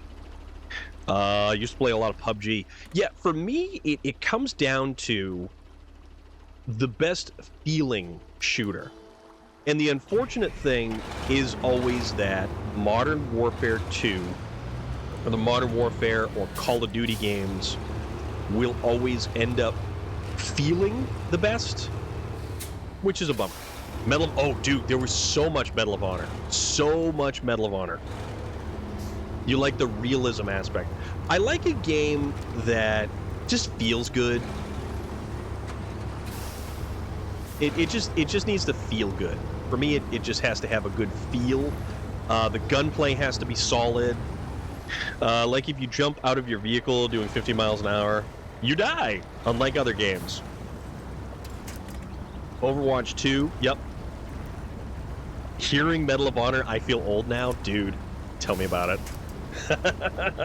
I don't feel old, though. I'm fine.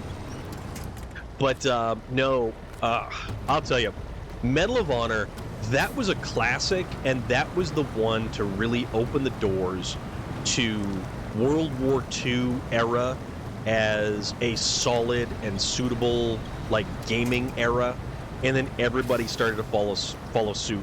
I like Outbreak Mode. Outbreak Mode was great, though. Outbreak Mode was really, really good.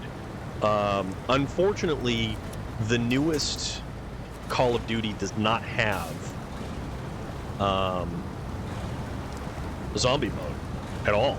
You are more than welcome, my friend. Thank you for popping by. Sniper Elite 5, that's good. I didn't play any of the Sniper Elite games. I've seen them. I've seen a lot of them a lot, but I've never actually played any of the Sniper Elite games.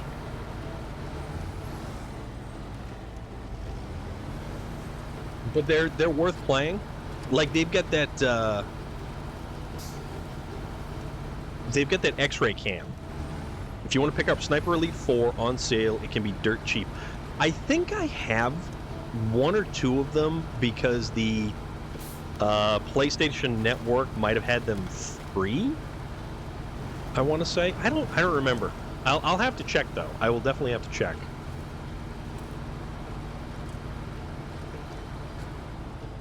Actually, I think I can do that right from here. Let's see if I have any of the Sniper Elite games because now I'm curious. PlayStation app. Yeah, the PlayStation app is far more functional than my Xbox app for some reason.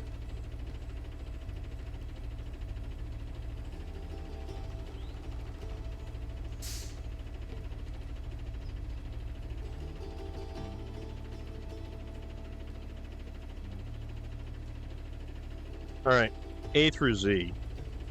So if Nintendo would make a network where I could play their games, if I can get 5 for free on Xbox. Oh, is it on Game Pass?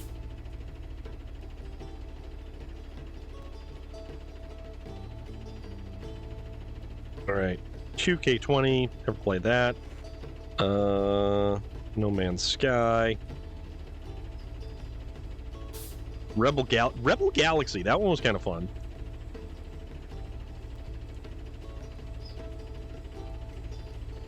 Rogue Aces, Secret Ponchos, Shadow of the Colossus, Slay the Spire. Oh, it's Sniper Elite 4. I have Sniper Elite 4 on PlayStation. So that's not too bad. And you shot it off in Sniper Elite. Oh my god, dude.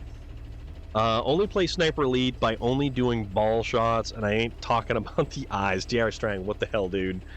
You say more functional. I tried to sign into my account, but when I left to read the text, it would close it fully, and I can't log. Jesus. But man, it has Animal Crossing, and back in 2020, I couldn't resist. So what is the appeal? Now, I have to ask, and I'm not saying this in a negative connotation, but what is the appeal of Animal Crossing? I'm very curious as to why so many people adore that game. And I say this playing a game about driving trucks through mud. I'm just curious about what is so fun about Animal Crossing. I'm very, very curious, to be perfectly honest.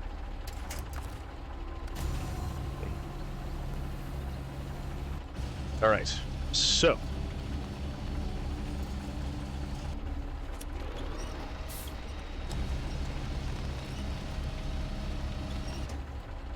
Okay, so now we can kind of just sort of... We just got to make sure that we don't tip over or anything. It's the Candy Cross Mom version of Farm Sims.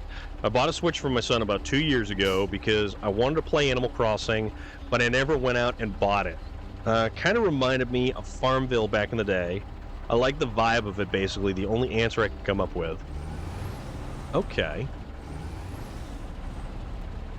Well, but that's entirely a good answer, though. Like, that is entirely an acceptable answer for something like that. If you enjoy the vibe of a game, that's all you need. And I don't think that it is up to anybody else to look down upon anybody for their choice of game or why they would play it. Like, if you enjoy Pokemon Go, by all means, go right at it. Have all the fun in the world of Pokemon Go. Even though, like, it's not my jam, and here I am yet again, I'm driving trucks through mud. If it's not my jam, that's okay, though. And I completely respect that. And that goes for actually a lot of things, more than gaming. If you like different types of anime where people wouldn't, or if you like different sports, if you like different interests and things like that, no one should ever look down upon you for the things that you enjoy doing. They should be respectful of it and encouraging of it. And just because I don't like it doesn't mean I can't be excited that you enjoy it. So I honestly play Pokemon Go. If it makes sense, it helped me in a way. It was a good distraction after you know that you don't need any kind of explanation for it, though. You can legitimately enjoy it. You can legitimately enjoy it, and that's all there is to it. Hands down. And that's cool, though. I think, and the fact that it helped you is even better, because now you have kind of a link to that game that maybe you wouldn't have towards a lot of other things, you know? So we gotta go to the Heartlands, which is all the way over there. Alright, so we'll go here, here.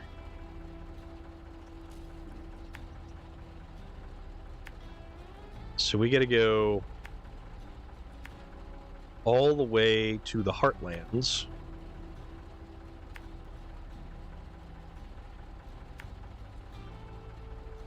Up this way. Yeah, I'm not gonna go that way. I'm just gonna kind of...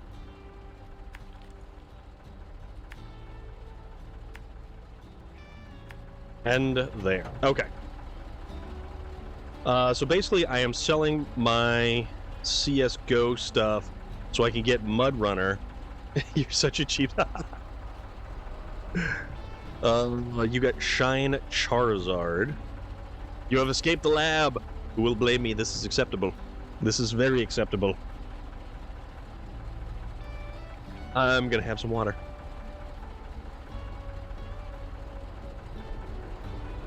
I have no idea why I'm so thirsty tonight. Not sure why. Alright, let's get going. The Azov 64... what is it? Azov 64-131, yes. And I may actually have to send out another fuel truck after this thing, but we'll cross that bridge when we get to it. Skill points, 29. Acceptable. I really have to play that game. I really do have to play Dishonored. You're having water, I'm having gear, getting ready to watch the Bengals. Very cool. Yeah, I don't drink, so for me, it's always just water. It's either water or soda. Oh, you're talking about Far Cry 3. Oh, my bad. Not Dishonored. Gotcha. I kept on thinking Dishonored for some reason. Oh yeah, we got it. Oop. Turn on beacons. We got to turn on the beacons. Beacons for safety.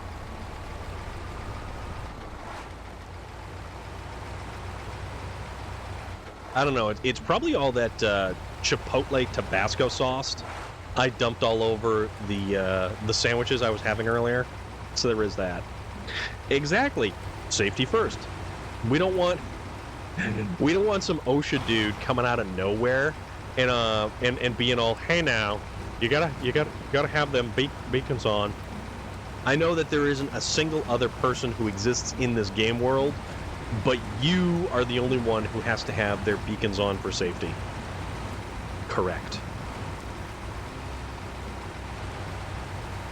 All right. So the Heartlands, we are headed. I love this game because I love how this game looks. I mean, look at the light. Look at the lighting on this game.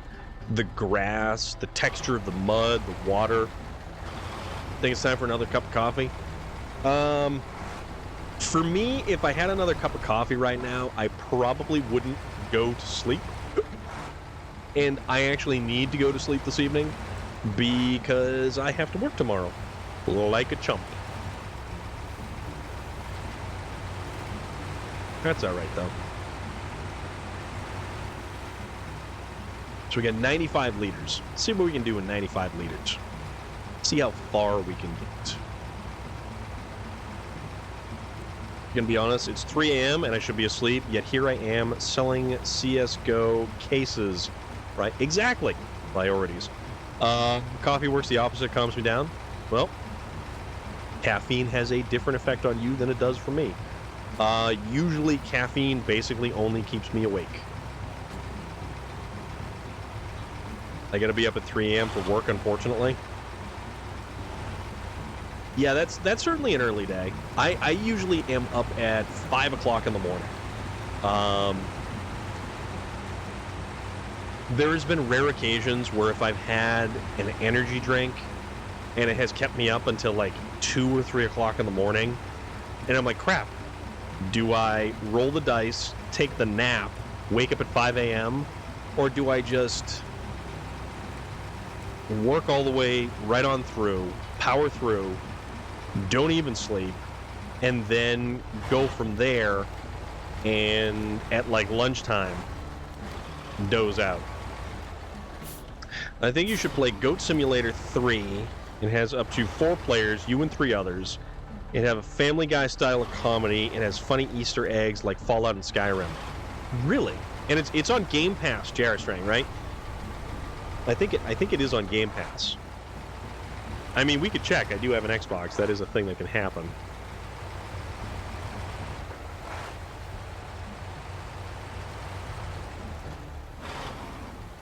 Oh no, you're all good. I totally understand what you're saying. It's not it's not actually food from Chipotle. I have Chipotle flavored Tabasco sauce. So it's got a really nice smoky flavor to it.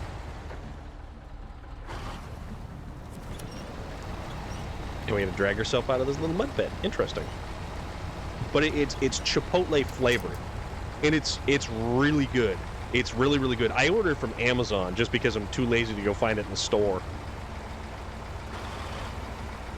But it's just regular Tabasco sauce with Chipotle flavor. We have a Chipotle around here. I don't like Chipotle. I much prefer Moe's. And if you get a burrito from Moe's and you compare that burrito to something from Chipotle, you're like, you know what, Chipotle? That's fine. You can stay in a bunch of college kids, and that's it. I'm gonna keep my Moe's. I love Moe's. Usually I go with a junior size because like a large size burrito from Moe's is just obnoxiously oversized. And actually thinking about it, I have a gift card to a Mexican restaurant. And then there's another Mexican restaurant that just opened up. Moe's Southwest. Yeah, it's really good. It's really, really good. When you walk in the door... Oh, you're British. Okay. So when you walk in the door, they all stop what they're doing. They look over at you. They go, "Welcome to Moe's!" And it's like their thing. And it's so funny. It's so funny. Never had Moe's. We have hothead burritos here, and they are better than Chipotle. I think anything is better than Chipotle. anything under the sun typically tends to be better than Chipotle. You did it, Ken. You managed to complete your task. That's awesome.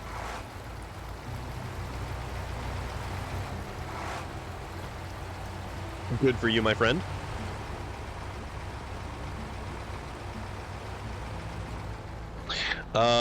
They used to do something when you ordered at Five. What the hell was it at Five Guys? I don't think. No, they just had Five Guys burgers and fries. Just basically used to have sacks and sacks of, what was it? Was it peanuts? Was it peanuts or bags of potatoes? Because they used to cook it. Was everything cooked in peanut? It was bags of potatoes. Okay. And there's like sacks of them everywhere. We only have Chipotle and Qdoba in Michigan, as far as I know. I managed to get the first year anniversary edition. Oh, okay. Also, Storm, if you decide to play Dishonored, then here are some things to know. One is that the game with DLC is free with Game Pass. 2 is that the Outsider is better. And 3, Granny Rags is the bane of undetected runs. I will take your word for it. I have a friend of mine who really, really, really liked Dishonored. I think he had... I'm trying to remember if he had like a collector's edition Corvo mask. They have giant bags of peanuts. They cook. Yes, all of their fries are cooked in peanut oil, and it's just everything's greasy. Everything is so greasy in there.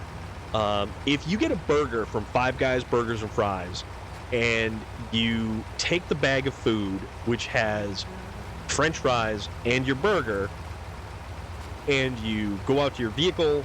You start your vehicle, you drive home, you get out of your vehicle, everything has already soaked through that paper bag in a matter of moments. It is just so much oil. It's unbelievable. It was a blast being here. Hopefully you have a peaceful stream. Until the very end, good night. I'll join you once you are live again.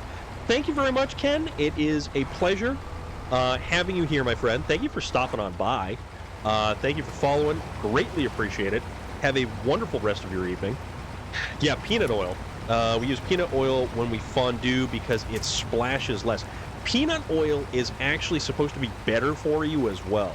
Peanut oil is supposed to be healthier relatively. Most restaurants use vegetable because of allergies. Yes, because if you cook something in peanut oil and someone has a peanut allergy, it is not a good thing.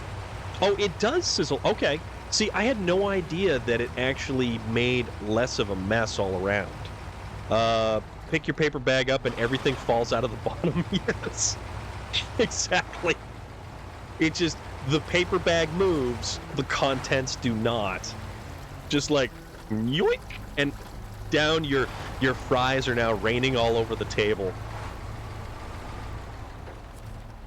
And it also looks like your backside sweated all over your vehicle seat, which is unfortunate because you don't need that. That is not a thing that anybody needs. Man, I can't even remember the last time I had, a burger from Five Guys. Like, it's been a while, and not to. All right, where does this have to go? Okay, so this has to go all the way over there. So we need to go. We're definitely going to need to have a fuel truck out this way. So the unfortunate thing is, I think the last time I went to Five Guys to get a burger was when a good friend of mine was still around, and he's not around anymore, unfortunately. Which is a sad thing because he was a good dude. But that's life. And life does what life wants to do, and we have no control over it.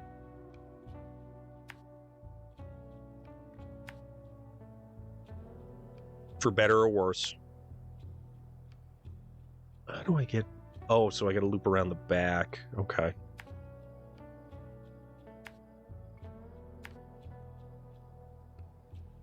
And then we dump it right there. I have Pizza Hut and Five Guys and McDonald's and KFC. That is a very good selection to have.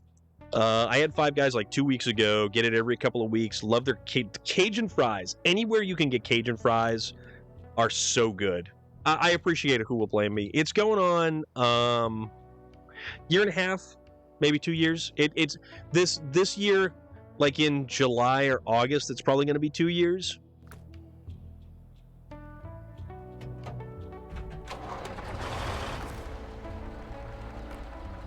And because life is what life is, it's fragile and it's fleeting.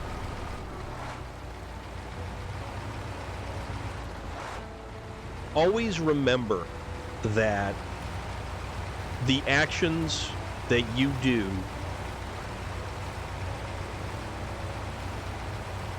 people see that, and people remember those things. And that phrase that always goes, they won't exactly remember what you said, but they'll remember what you did. And I'm not saying go out there and be like a paragon of virtue, or try to be like, you know, some icon. Just, even if it's a small thing, go with the small things. Because they're important to somebody.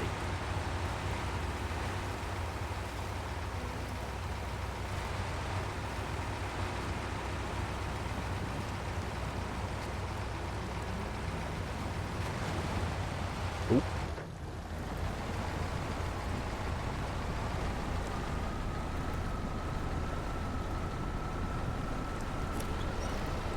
And don't forget people.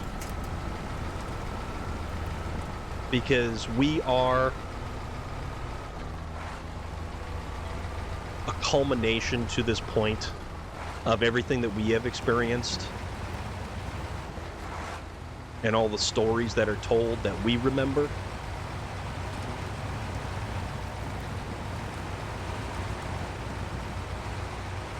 Tell stories. Never stop telling stories.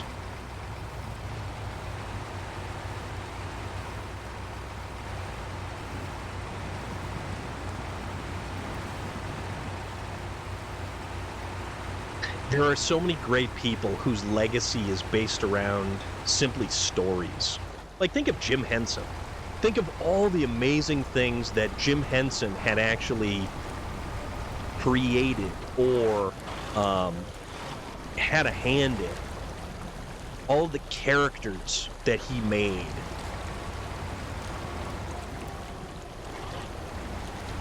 Those are stories. Those are tales. Those are amazing things that can be shared.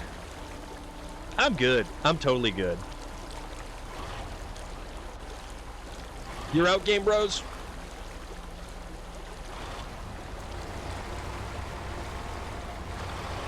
It's all good, dude. I'm just thinking about stuff, man. Like the you know, you always have the new year, the rolling over of the calendar.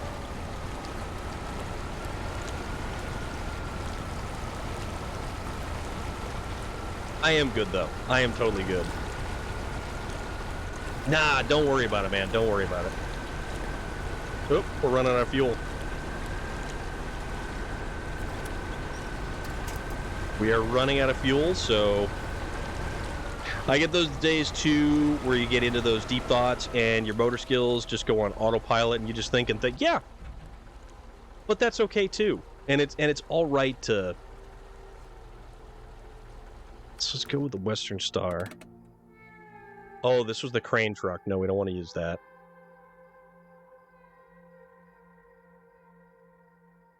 Okay, so there's the garage. we're going to need to transport... Oh, you know what we got? We got a Tatra Phoenix right here. We use the Tatra Phoenix. Sidetrack, the game looks amazingly smooth here. Do tell, So, this is just on the PlayStation 5, man. Everything is all through the PlayStation 5. Like, everything about this. It's 60 frames a second. So, I am also I'm uploading on my... the stream is getting 1080 at 60 frames a second. Like, I could do 720, and everybody says you should stream at 720, and I'm not entirely sure why you would want to stream at 720. I think it's more people get to see it at 720, but because you can only stream at a maximum of 1080, some people can't handle 1080. Okay. All right. But, like, I usually stream at 1080 because that's the native output for SnowRunner. Oop, crap. Can't you have multiple? I can't. I don't know if there's any way to have... Like, I would actually have to set the stream up to stream at 720 and 60 frames a second.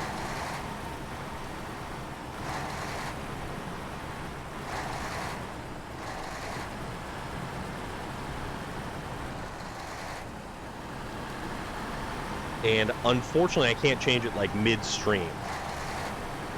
So that's right through Twitch. So like if you, like if I'm streaming at 1080, and your browser source allows you to choose, that's through Twitch and through the browser source, luckily.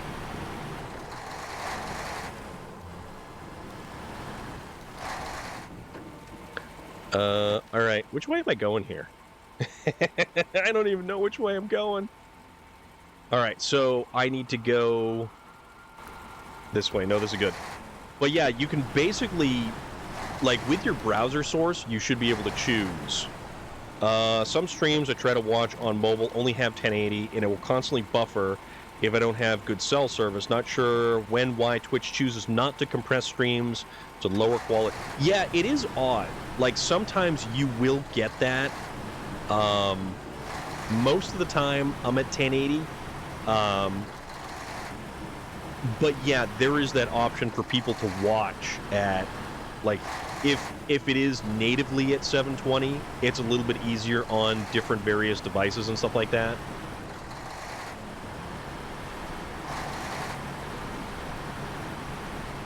I appreciate the 1080 streams though when I'm on my PC. Yeah. And that's the thing. This game is a beautiful game, and it really deserves to be appreciated for the graphics that the designers have spent so much time. And it's cool because they actually went and gave this game a next-gen update. Like, this was originally out for the PlayStation 4 and the Xbox One. And then they made it so that it is now available on the PlayStation 5 and the Xbox Series X. Which is huge. Which is absolutely huge. I mean, to have it locked in at a native 60 frames a second is just fantastic. So, there's a lot of people talking about that new Harry Potter game. It's like, it's an open world Harry Potter game, right?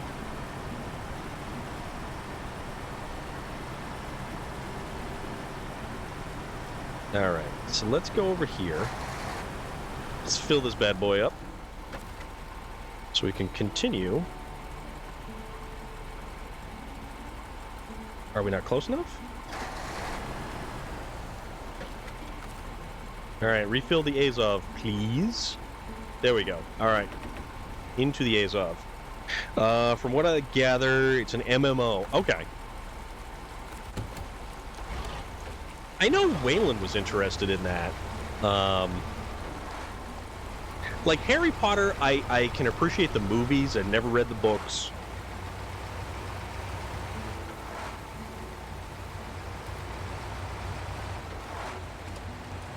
I don't know if I'm going to get that because there's just so many games that are out there right now. Like for one that I'm really waiting on is the new Space Marine game. Dark Tide just released on the PC. It's supposed to be coming to the Xbox, but it's not actually making it to the PlayStation. King Trucker, how are you, my friend? What is going on? Happy New Year to you. What was the new Forza you were... So, the new Forza was Forza Motorsports 8. And Forza Motorsports is more like a more sim racing kind of style of game. So it's far more like where Forza Horizon 5 is very arcadey, Forza Motorsport is more like sim racing.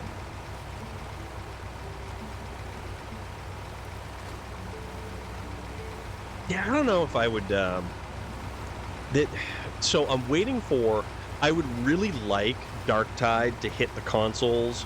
That would be kind of huge because I prefer most of my gaming on a console, to be perfectly honest with you. I'm not like the biggest PC gamer, and I've been out of the PC game thing for the longest time. However, Dark Tide, the only way to play that is through the PC. Going Pokemon on Forza 5. I am working on getting all the cars. Good luck. That is going to take a long, long time. Just barely got done enjoying my dash cam I just put up today. It works fairly good. Catches almost... Oh, cool. Oh, awesome. Did you get that for Christmas? Or would... I love the motorsports. Could never really get into Horizons. We play Horizons every Friday, and it's a very accessible, more arcade-style racer. So it just gives everybody a chance to... gonna go later? All right, who will blame me? Have a great night, dude. Take care of yourself. Be well. Only 7 more of the Chevys. Yeah, that's just the Chevys. There are certain vehicles that you can only get through wheel spins. There are certain vehicles that you can't actually get at all unless they are available in that season. And it's nuts. It is nuts, the amount of games, or the amount of cars that are available only in very particular circumstances. Got it for Christmas, took a while for it to be delivered, so kind of late Christmas. Oh, that's cool, though. But you get it all set up and good to go. It's even better.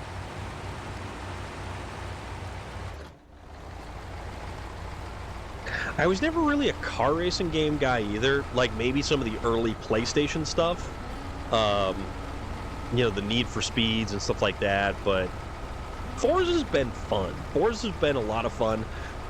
Predominantly because I can game and race with other people. Like, I know I can play SnowRunner in a multiplayer setting, but when I'm doing the most recent content, it's typically just a solo playthrough.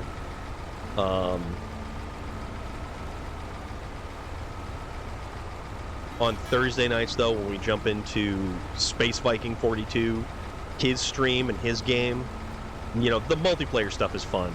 And it allows me to go back and do all of the different earlier maps and stuff like that. I love replaying the early maps on this game. They're great.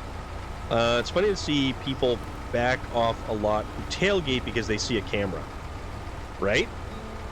Guy was like 2 semi-trucks with trailers away from my car. Okay. Well, that's a good thing, though. I mean, if it works, it works, right?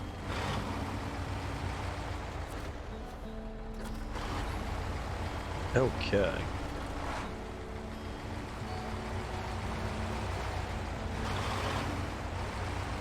So let's go get this cistern delivered to over here. And that is the potato drop-off point. This is the cistern delivery point, cargo management, and boom. All right. Damage evaluation. The situation seems worse than we anticipated. We've got a lot of work ahead of us, but at least we've taken the first step. All right. That's cool, though. Oh, there's my other Azov. So that's my other Azov. That's the Voron D. Is this the... Oh, that's the tractor. That's the Kirovets. It's fuel over there. So... Eco action. All right. Visit the Academy Town in the Institute. We need to pick up 3 chemical barrels. Oh boy.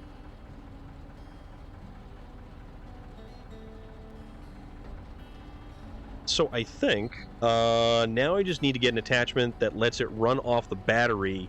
When it feels a sudden move, it will record with the car. Oh, okay. Okay. So that's over in the Institute. So that's the warehouse, but it doesn't show us where... Oh, okay, so we got to visit the Academy Town over here. Once we visit the Academy Town, that's going to show us where the... Okay.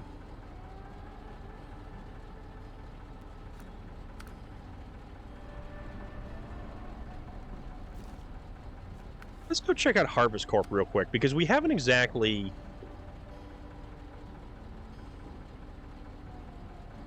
That's in the Institute. Delivered to the railway terminal. Complete Risky Endeavor. Risky Endeavor is completed by Lost Tech. So let's do Lost Tech. Could you show your graphic settings real quick? Like, what do you need?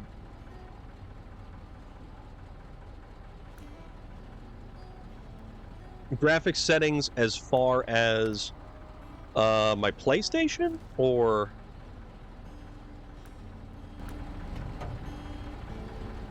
for SnowRunner?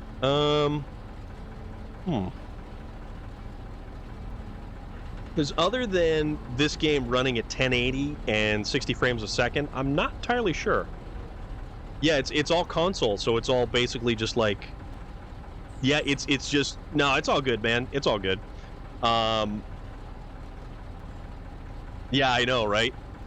Like, as far as settings go, video is... This is all we have for... Oh, we can actually change the first-person view slider. That's not bad. Film grain, on or off. Motion blur, on or off. Brightness... No.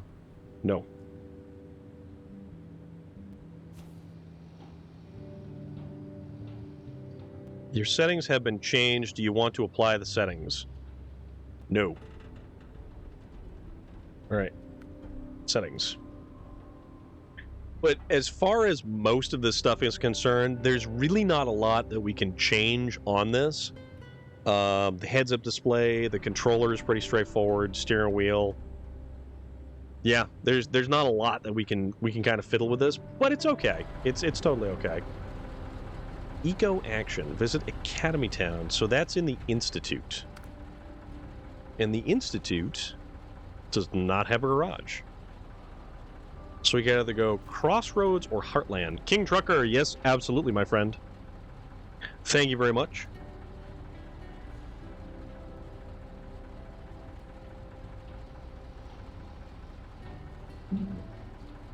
So, Heartlands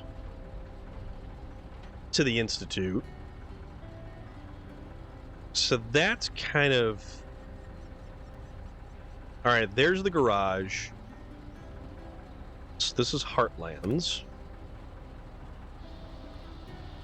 And then Crossroads to the Institute. Travman, thank you very much for the follow, dude. Let's see. Crossroads to the Institute. So the Institute is over there. Where is the garage? Said, since I'm hydrating, you need a hydrate. Okay. Oh, it's all good. All right, so there's the... Yeah, actually, this is going to be a little bit quicker if we end up... Thanks for the stream. It was nice meeting you. Gonna go watch a football game now. Have a great rest of your evening, and we'll see you when we see you. Thank you very much for stopping by and hanging out. I greatly appreciate it. Yeah, so it's saying that I should probably use a scout. So why don't we use a scout? So that's a garage there. And as far as scouts go, there's one really great scout called the F-750. Let's go hop in the F-750.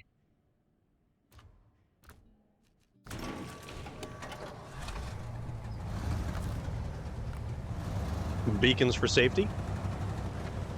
It's not exactly a very fast truck, but this new skin for this thing is actually really awesome as well. Like, this is a really neat skin for this truck.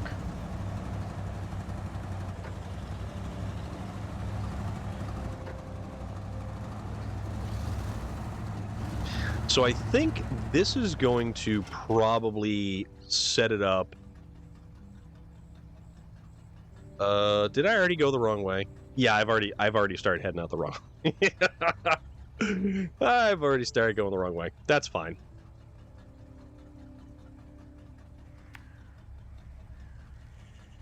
That's fine.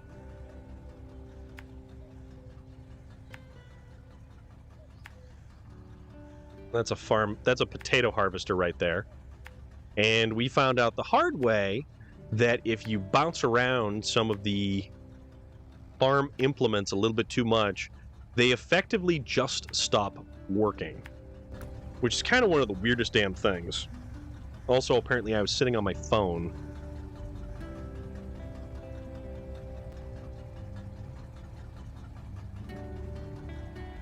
I don't know why I was sitting on my phone. But now let's turn around and start heading back the correct direction.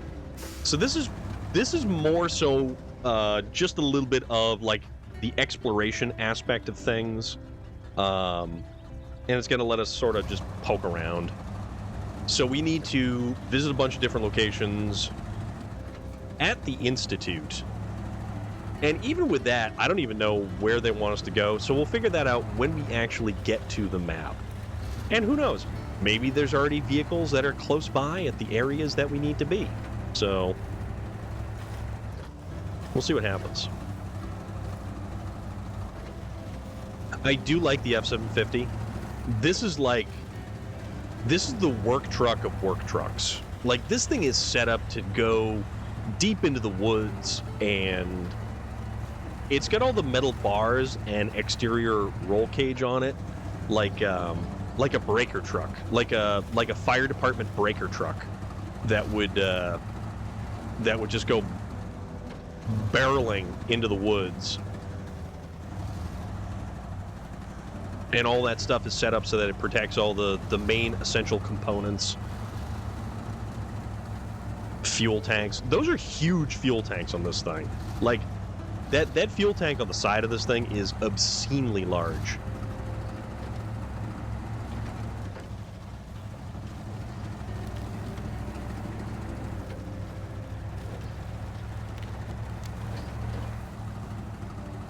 I mean, I guess, like, when you're thinking about Forza Horizon 5 and collecting all the different vehicles, there's a lot of lesser expensive vehicles that you could effectively just purchase. But then a lot of the other stuff, you actually have to have the Forza, like the Forza Pass, to actually get those vehicles, which is kind of a pain in the butt. Like, they're very specific vehicles that they only give you if you buy the Forza Pass. And it's like, how is that a thing? And then it becomes the argument of, like, the pay-to-win scenario and crap like that, but, yeah, what can you do? Me, doesn't matter what I'm driving. I will Chances are, if it's not an off-road race, I will lose in Forza. I love the off-road stuff, though. My off-road 69 Camaro is set up and dialed in to just be a beast. And that thing, on certain particular tracks, usually short tracks, so like the circuit-style tracks, that thing is bonkers. Absolutely bonkers. 760 horsepower, I think. Supercharged. Is it the supercharged big block, or did I do the 6.2 liter? It's that way with Train Sim World to a lesser extent, though most of the extra trains and missions are already on the Game Pass, except for the steam locomotive. How is that game? Is that an enjoyable game? You were playing that, yeah, you were playing that not that long ago, I want to say.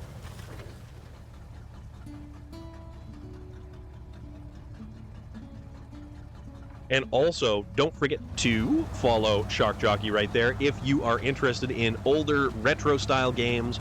Last seen playing Mario and Luigi, Bowser's Inside Story. I don't think I've ever heard of that game ever before, but no, that's cool, man. Like, you do a lot of the retro-style games, and I think that's awesome. There is always a place for older games, all the time. All the time.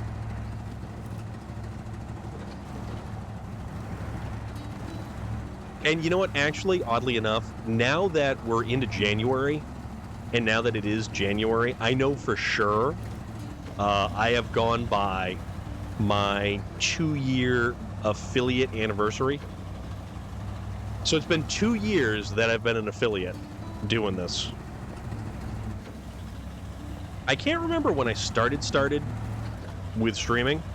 It's a decent sim game, gives you the rundown on how to work the controls on the trains. Okay. Yeah, a friend of mine who is a trucker, like over-the-road trucker, he actually was playing that game and his laptop wouldn't support it very well. So I'm like, dude, if you need a laptop and you're within a budget, this is the one you want to go with. And I suggested the Acer Nitro 5, which is the laptop that I'm using. And I'm actually using, there was 2 Acer 5 Nitros that you can get from Best Buy. One of them has the 17-inch display with the slightly lower graphics card and the slightly lower amount of RAM in it. But then there's the 15.6 display, which has the better graphics card, and then the like twice as much RAM. But it's good though. It's definitely good. All right, so where do we gotta go? So that's the administration wing all the way over here. But we have to try to. Oh, this makes it into like a whole thing to get in here. So, but this dude is also a he likes trains, like in general.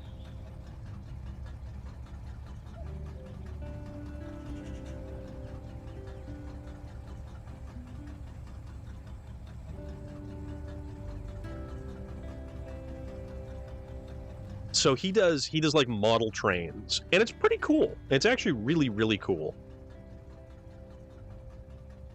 Oh, okay, so we just gotta follow this road straight. Actually, is there anything that's even close over there? Oh, look at that. Our Lodestar, our international Lodestar is all the way over there, but it is plumb out of fuel. A&K is over there. The GMC is over here. Voron. Okay, so basically everything is on the other side of the map. That's fine. That's fine. Turn on the beacons for safety, because absolutely every single time we go through a map transition, we have to turn back on our headlights, our four-wheel drive, and our beacons. But this thing, I mean, we've only gone through like a quarter of a tank of fuel, if that. We've got a substantial amount of fuel. My grandpa is big into model trains too. He turned the backyard at their old house into a huge model railroad. That's awesome. That is very cool. Model trains are something that is just so interesting and unique, and it's a very, very, very cool hobby.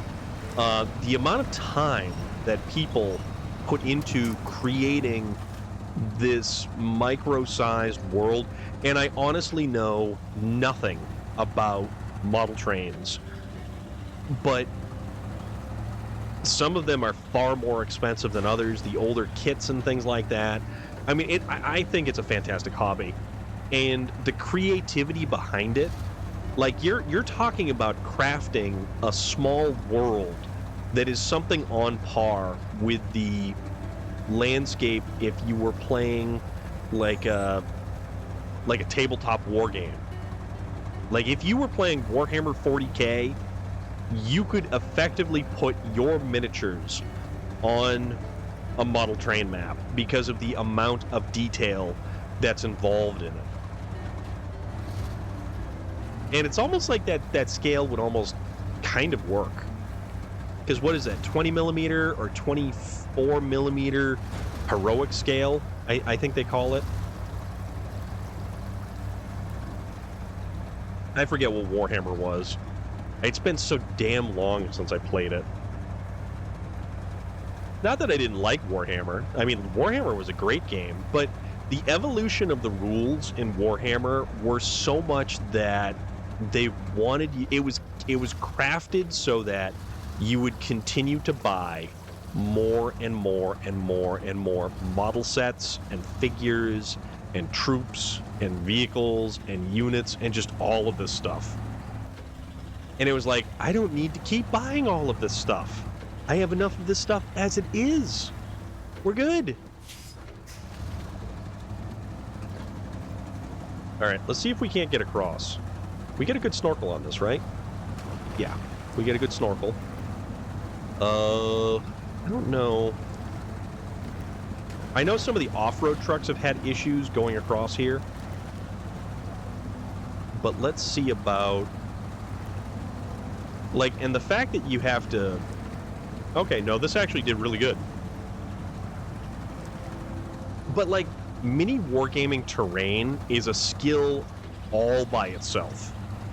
Like, it is remarkable. Absolutely remarkable.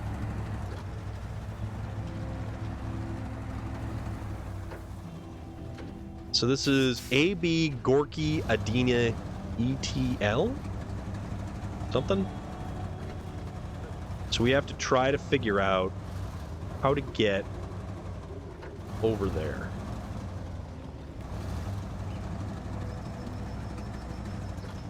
And the thing that it is too, Darktide, oh crap. Darktide has been fantastic for a 40K style game. The themes that game has are just amazing. It dove into 40K so hard. The game definitely does have issues. I am not saying that it doesn't. Oh boy.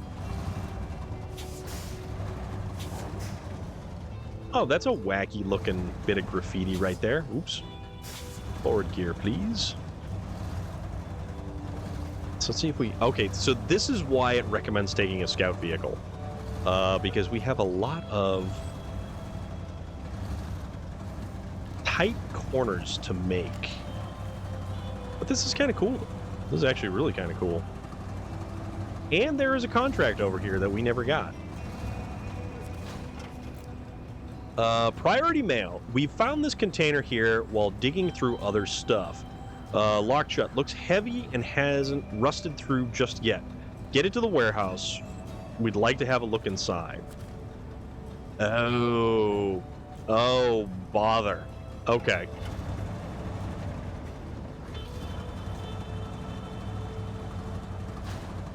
All right, so that stage has been completed. There's this right here. You know what we're going to have to do is either get in from this side or over on that other side right there, to be able to get a crane attachment on this thing. So now we got to do Science Wing, Academy Town. Okay, so that's one, that's two, and that's three. All right, this isn't too bad. Or we go that.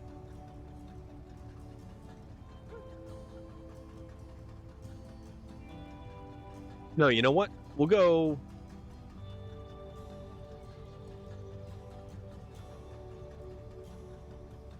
I haven't been up that way, have I? I don't know if I want to try to cross over there.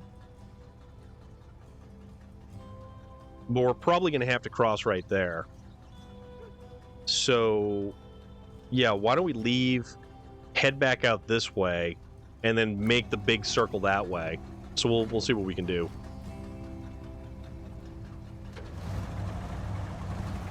And then we'll worry about getting worry about that container at another point in time.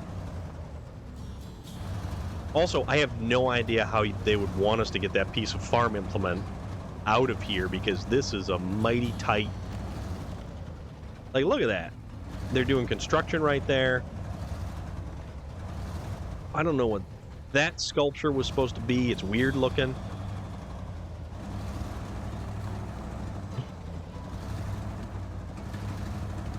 All right.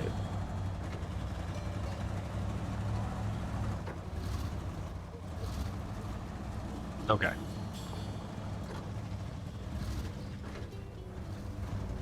This is neat, though. I like that there's a little bit of variety and a little bit of a difference.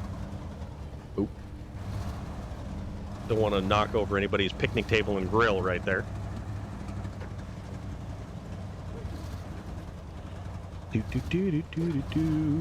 Okay, perfect.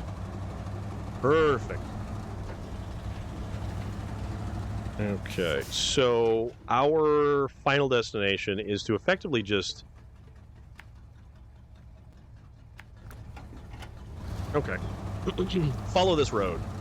It's not the yellow brick road, but we'll follow the yellow brick road. And it's raining. I just noticed that it was raining. And unfortunately, it's not that the weather really does anything for this game. I wish it did. Dynamic weather on this game would be really cool. Like if it affected the traction surfaces or anything like that. And unfortunately, Dakar, the desert rally game, the weather kind of doesn't really have anything to do with it either, which is unfortunate. Because it would be neat. It would be so cool if it actually did. But you've got some snowy terrain, which you wouldn't think about in like a desert racing style game, but you've got a lot of snowy terrain.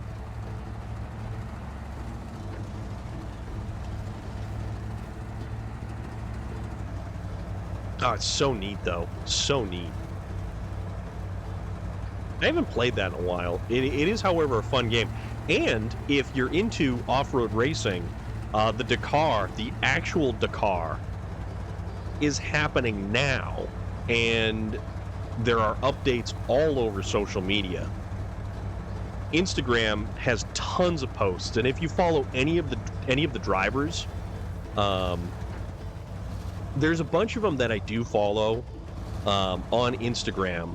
Tim and Tom Coronel. They're two Dutchmen, and you can actually use their vehicle in the Dakar Desert Racing game that's available. And I wonder if they're actually going to put out like a next season DLC. I haven't heard too much on the updates of that particular game, but it's from the same company as SnowRunner, Focus Interactive, who's also doing Space Marine 2. And if you have any interest in a Plague Tale is apparently another one by focus, which is just holy crap. How many different genres of games are you involved in? It's kind of surprising and remarkable. Oops. I want to say this is where the garage is going to be. I don't know, because we still have a garage to make. Oh, hey, look at that. Another farm implement. It's all good. What's up, buddy?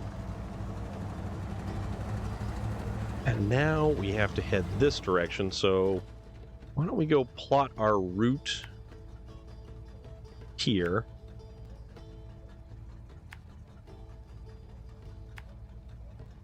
Oh, you know what we could do? Hold on. Huh. Watch this. Because it's right here. So we'll just take this truck and we'll just conveniently move it. Done and done. And then the last one,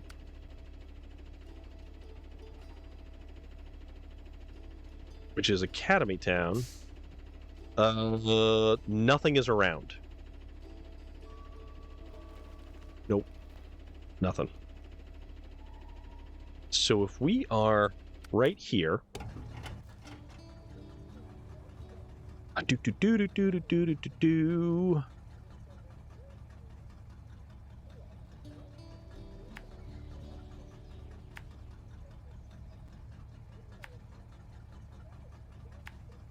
hopefully we can make it across. There's that. That is a very interesting bridge right there. So you know what we're going to do? We're going to tempt fate, and we're going to try to cross it. So, ha-ha!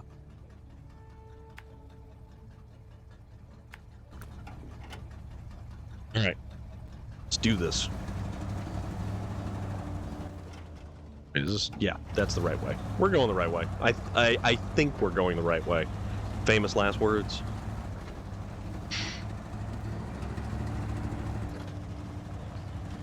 Tempting fate, America's pastime. You damn right, buddy.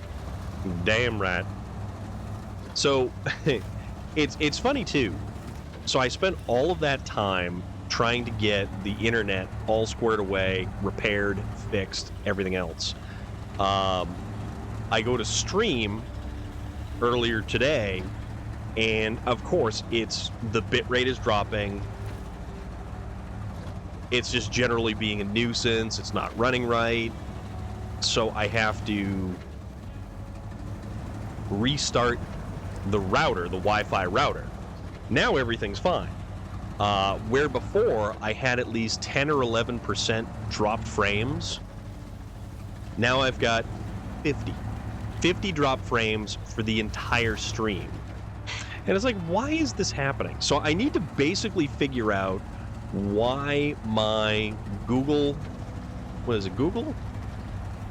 It's whatever Wi-Fi router setup that I have now, for whatever reason, is causing this thing to drop frames. Or, well, basically having a degradation of the internet. All right, so how are we going to do this? This is going to be kind of a pain. It's kind of not possible because it automatically does it.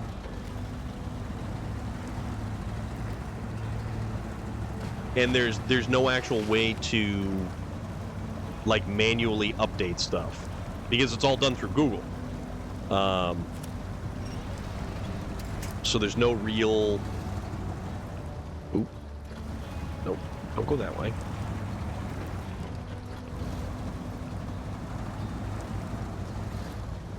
So I've checked everything with the modem. Cable modem checks out fine. The service into the house is fine. The cable company replaced a whole bunch of fittings and ends and junctions and all kinds of stuff. That's all fine.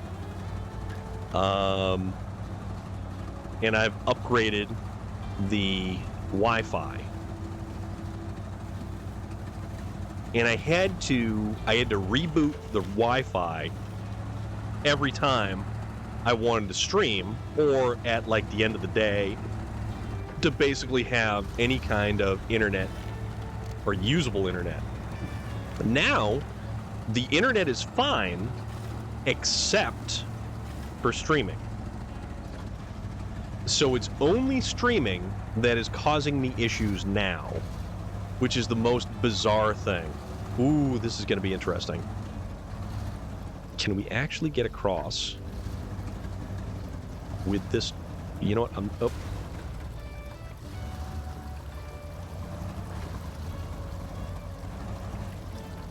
Uh-oh. No, we're not gonna. We're not even gonna try. All right, so we're gonna try the other way. But with the Google Wi-Fi, there is actually no way of updating anything because it's always automatically updated because it's Google and they just continue to update everything. So chances are I'm gonna have to get in touch with the tech support for that. Oh, other way. Because I've already had enough of a roundy round with the tech support for the modem. And they are adamant about the fact that everything is fine. Which, actually, everything does appear to be fine because the modem isn't the thing that has to be reset. It's the Wi-Fi router that has to be restarted. And I don't even have to, like, power it down, power it back up again. I just simply have to restart it from my phone because everything's controlled through an app on my phone. So it's kind of more user-friendly in one aspect and less tech user-friendly in another aspect. Oh, this is an interesting bridge, let me tell you. There we go. It's an interesting house. Or lack thereof. Okay, so I just use a Nightwing. You use Batman's assistant? Doing the what now? Have we never been here before? We must have been here before. Clint plays. I know, right?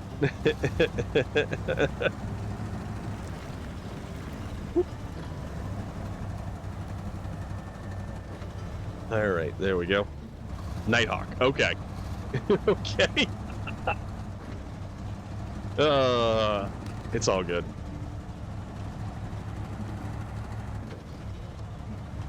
Okay, and let's squeak right in here. Ooh. And there we go. Nicely done. It seems we'll be here a while as the documents you found confirm our suspicions. I don't know what suspicions they have or what needed to be confirmed, but apparently we've done a thing. All right, so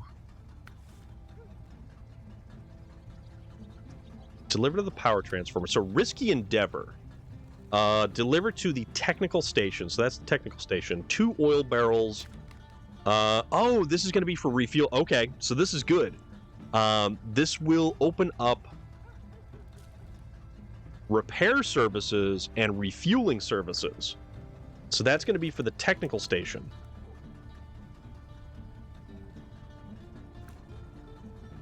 And that, okay, so down to the last screw will be after risky endeavor.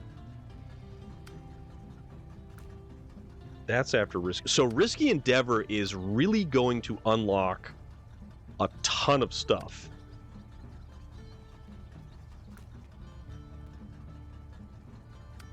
Chicken coop. Interesting. Bulk loading, 8 units of potatoes. Company farm established. So that's after keep refrigerated, which is cutting losses, waste not, want not, beer, chicken coop. There's a lot of stuff. There is a lot of stuff that actually, hold on. I don't know what is actually going to get us to a point where we can use...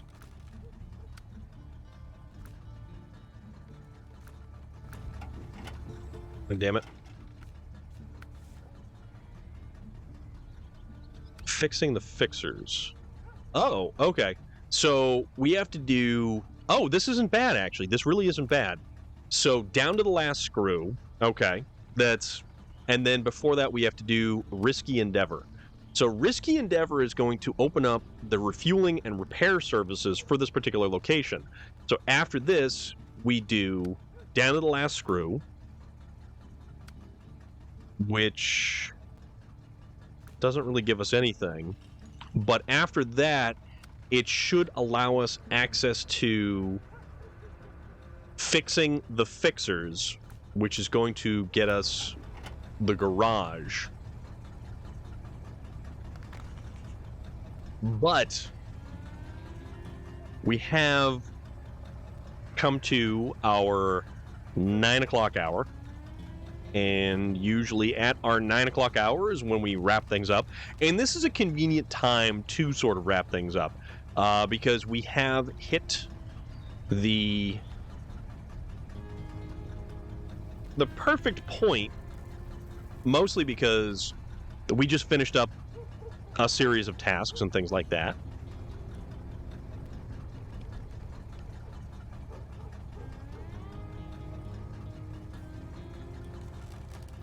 It is 9 there. It's 2 a.m. there. Holy moly, dude. That's wild. So, because it is 9 o'clock, because I do, in fact, have to work tomorrow because I am a working stiff, and this is just my fun time. This is my hang about and have a real good time. We're going to go from here. And I know I was talking a lot about Warhammer 40K, and there is a wonderful, wonderful, delightful individual who is currently playing, 6 p.m. Eastern Standard. So if you're at 2 a.m., it's going to be 11 p.m. your time. We may do more SnowRunner. We may do something different. Like, usually on Tuesdays, we do... Usually on Tuesdays, we do Fallout 4. But you know what? We'll be playing something tomorrow. So if you want to come by, put your feet up, hang out, more than exciting and acceptable. I look forward to anybody who just decides to come by and chill. So what we are going to do is there is this delightful individual. His name is Cadix. And he is currently playing Darktide, which I was actually playing Darktide with him earlier. He is the Adult Swim to our more PG-rated streaming, as it is now. Darktide is a very good game. It's a wonderfully fantastic game. So if you guys want to come with me, you want to check out some Darktide, you want to hang with the after-hours stream that is Cadix, I think it's a fantastic idea. He's a great individual. You're all wonderful, super enjoyable people as well. So come along. Thank you for making the first stream of 2023 fantastic and fun. Mr. General Disarray, thank you so much. And now it's time to go put the little kiddo down for bedtime. I know I am your 9 o'clock marker, so it's all good. So we will catch you tomorrow, 6 p.m. Eastern Standard Time. I am Storm of Iron. This has been more SnowRunner. Thank you, everyone, and we'll catch you later.